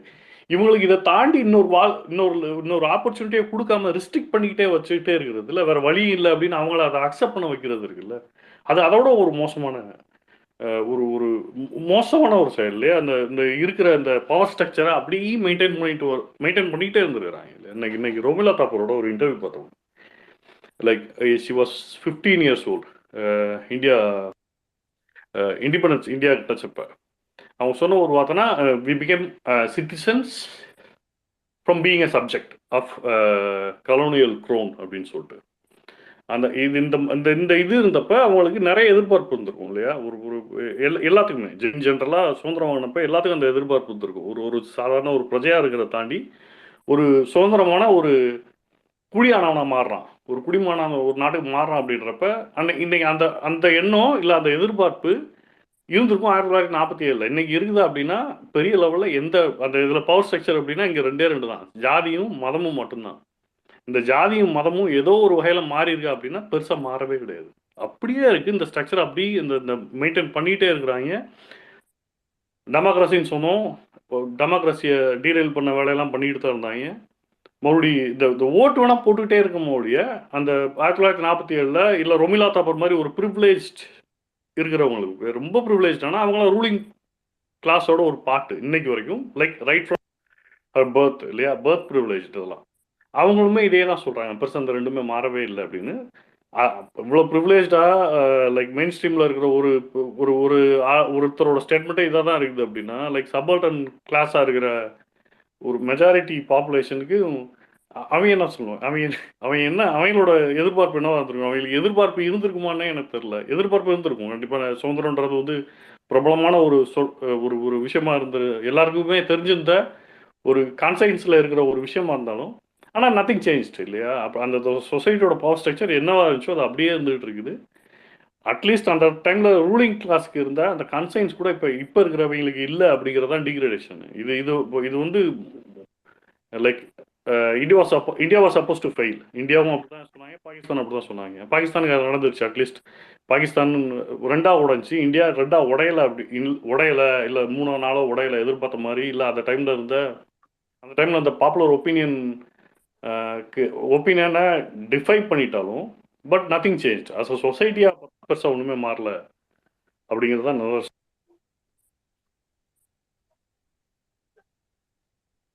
தேங்க்யூ ராசுகுட்டி சொன்னதுல வந்துட்டு இந்த பவர் ஸ்ட்ரக்சர் அப்படின்றது ரொம்ப பாலிஷ்டான வார்த்தை ராசுகுட்டி. அது பவர் ஸ்ட்ரக்சரே கிடையாது, அது வர்ணாசிரம படிநிலை. அதுதான் நம்ம இப்ப திருப்பி அதை நோக்கிதான் போய்கிட்டே இருக்கோம். அதுதான் அதுல ஒரு பேத்தட்டிக் பார்ட்டு. ஒவ்வொரு எலெக்ஷனும் வந்துட்டு அதை நோக்கி நம்ம அழைச்சிட்டே போகுது. இப்ப சமீபத்தில் குஜராத் எலெக்ஷன், இன்னும் 2024 வந்துட்டு என்ன நடக்கும் அப்படின்றது ஒரு பெரிய கேள்விக்குறி. ஆனா ரொம்ப பயமா தான் இருக்கு. அந்த பவர் ஸ்ட்ரக்சர் எல்லாம் தாண்டி we are going back to the old age. அதுதான் ஓல்டேஜ் அப்படின்றது அந்த மனு தர்மம், வர்ணாசிரம படிநிலை. அதுதான் எல்லாத்துக்குமே வந்து ஒரு மூல காரணமா இருக்கிறதா தான் நான் பார்க்குறேன். I just wanted to tell power structure is a very polished word. அவ்வளவுதான். நன்றி தோழர்களே. டோனி தோழர் நீங்க பேசிருங்க. தேங்க்ஸ்ங்க. ரொம்ப நாள் கழிச்சு. வெல்கம். தேங்க்யூ காளி. இனிய தோழர். ஆக்சுவலா வந்து நீங்க வாசு முடிச்ச உடனே தான் நான் ஜாயின் பண்ணேன். மீரா பேச ஆரம்பிச்ச உடனே நான் ஜாயின் பண்ணேன். அவங்க ஒன்று சொன்னாங்க, எதுக்காக கடன் வாங்கி இவங்க வந்து கொண்டாடுறாங்க அப்படின்னு தெரியல, மேபி இப்படி இருக்கும் மேபி அப்படி இருக்கும்னாங்க. ஆக்சுவலாக நான் வந்து ஃபர்ஸ்ட் ஹேண்டாக நான் ஃபீல் பண்ணியிருக்கேன். என்னோட சின்ன வயசில் நாங்கள் வந்து ரொம்ப புவர். அப்போ நான் பிறந்த உடனே, அதுக்கு முன்னாடிலாம் பயங்கர ரிச்சாக இருந்தாங்க. எங்கள் அக்காவெல்லாம் பயங்கரமாக என்ஜாய் பண்ணியிருக்காங்க. பட் நான் வந்து ரொம்ப புவராக பிறந்தேன். அப்போ வந்து தீபாவளியில் தான் எனக்கு வந்து கன்ஃபார்ம்டாக ஒரு புது ட்ரெஸ் கிடைக்கும். ஏன்னா இப்போ என் பிறந்த நாளுக்கு கூட சில சமயம் கிடைக்கும், சில சமயம் கிடைக்காது. ஆனால் வந்து தீபாவளிக்கு வந்து கன்ஃபார்ம்டாக கிடைக்கும். எனக்கு தெரியும், கடன் வாங்கி கண்டிப்பாக கொடுப்பாங்க. அது எப்படின்னா பியர் ப்ரெஷர்னு தான் நான் சொல்வேன்னு நினைக்கிறேன். எங்கள் அம்மாவுக்கு வந்து, எங்கள் அப்பா அம்மாவுக்கு வந்து அவங்க இருக்க காம்பவுண்டில் இருக்க மற்ற ஃபேமிலிஸோட பியர் ப்ரெஷராக இருக்கும். எனக்கு வந்து என்னோட கூட இருக்க ஃப்ரெண்ட்ஸோட பியர் ப்ரெஷராக இருக்கும். ஸோ அவங்களுக்கு வந்து கொண்டாடலைன்னா ஏன் கொண்டாடலன்னு எல்லாரும் கேட்பாங்க. எனக்கு வந்து எல்லாரும் புது ட்ரெஸ் எடுக்கிறப்ப எனக்கு ஏன் எடுக்கல? ஸோ அப்படி வந்து போகும் அது. ஸோ எல்லாருக்குமே peer pressure. It's a good peer pressure for me. ஏன்னா வந்து அன்னைக்கு வந்து புது ட்ரெஸ் கன்ஃபார்ம்டா கிடைக்கும். நான் நினைச்ச மாதிரி அதை தச்சுக்கலாம், நினைச்ச மாதிரி வாங்கிக்கலாம், போட்டுக்கலாம். அவங்க கடன் வாங்கி தான் எடுப்பாங்க. But that's okay. எனக்கு வந்து ரொம்ப ஹாப்பியா இருக்கும் அப்ப. ஸோ அது வந்து ஒரு ஒரு it's a good thing for kids to அம்மா அப்பா எவ்வளோ கடன் வாங்கி வாங்கினாலும் அதை வந்து ஒரு என்ஜாய் பண்ற அந்த ஒரு இது வந்து நமக்கு கிடைக்கும் கிட்ஸ்க்கு. ஸோ அதான் எனக்கு டக்குன்னு ஞாபகம் வந்துச்சு. அப்பயே நான் வந்து சொல்லலாம்னு நினைச்சேன், பட் வந்து I was held back with other work. Thank you. Thank you Tony தோழர். உண்மைதான், பிள்ளைங்க முகம் ஆடிரும் அப்படின்றதுக்காக வேண்டிதான் முக்கால்வாசி இது பண்ணுறது. இன்ஃபேக்ட் தீபாவளிக்கு புது ட்ரெஸ் மட்டும் இல்லை, பட்டாசு, பலகாரம், அப்படி நிறைய விஷயங்கள்ல நம்மளுடைய இன்ஃபேக்ட் நம்மளுடைய படோபம் நம்ம வெளிக்காட்டிக்கிற அந்த ஜபர்தஸ்த் வந்து யாரோ ஒருடைய மனதில் அவங்களுடைய இல்லாமைய சுட்டி காட்டி வழி ஏற்படுத்துகிற ஒரு விஷயமா தான் நிறைய பண்டிகைகள். அதே மாதிரி இருக்கிற பண்டிகைகளும் சரி, மற்ற இதர பண்டிகைகளும் கூட அதை நோக்கியே போய்கிட்டு இருக்கிற மாதிரியே ஒரு ஃபீல் இருக்கு. அது நுகர்வு கலாச்சாரத்தினுடைய இந்த வெளிப்பாடு. அது அந்த கலாச்சாரத்தினுடைய விளைவாக தான் அதையும் நான் பார்க்குறேன். அதை நம்ம சென்சிபிளாக ரெசிஸ்ட் பண்ண ட்ரை பண்ணணும். நன்றி மக்களே. வேற யாரும் எதுவும் கருத்து சொல்ல வேண்டியிருக்கா? முடிச்சுக்கலாம்னு நினைக்கிறேன். ஓகே மக்களே நன்றி வந்து இணைந்திருந்ததுக்கு. நாளைக்கு சாயங்காலம் 7 மணிக்கு மற்றும் ஒரு கதை, எழுத்தாளர் இமயம் அவர்களுடைய கதை வாசிப்போம், கலந்துரையாடுவோம். நான் இப்போ செஷன் எண்ட் பண்ணிக்கிறேன். நன்றி.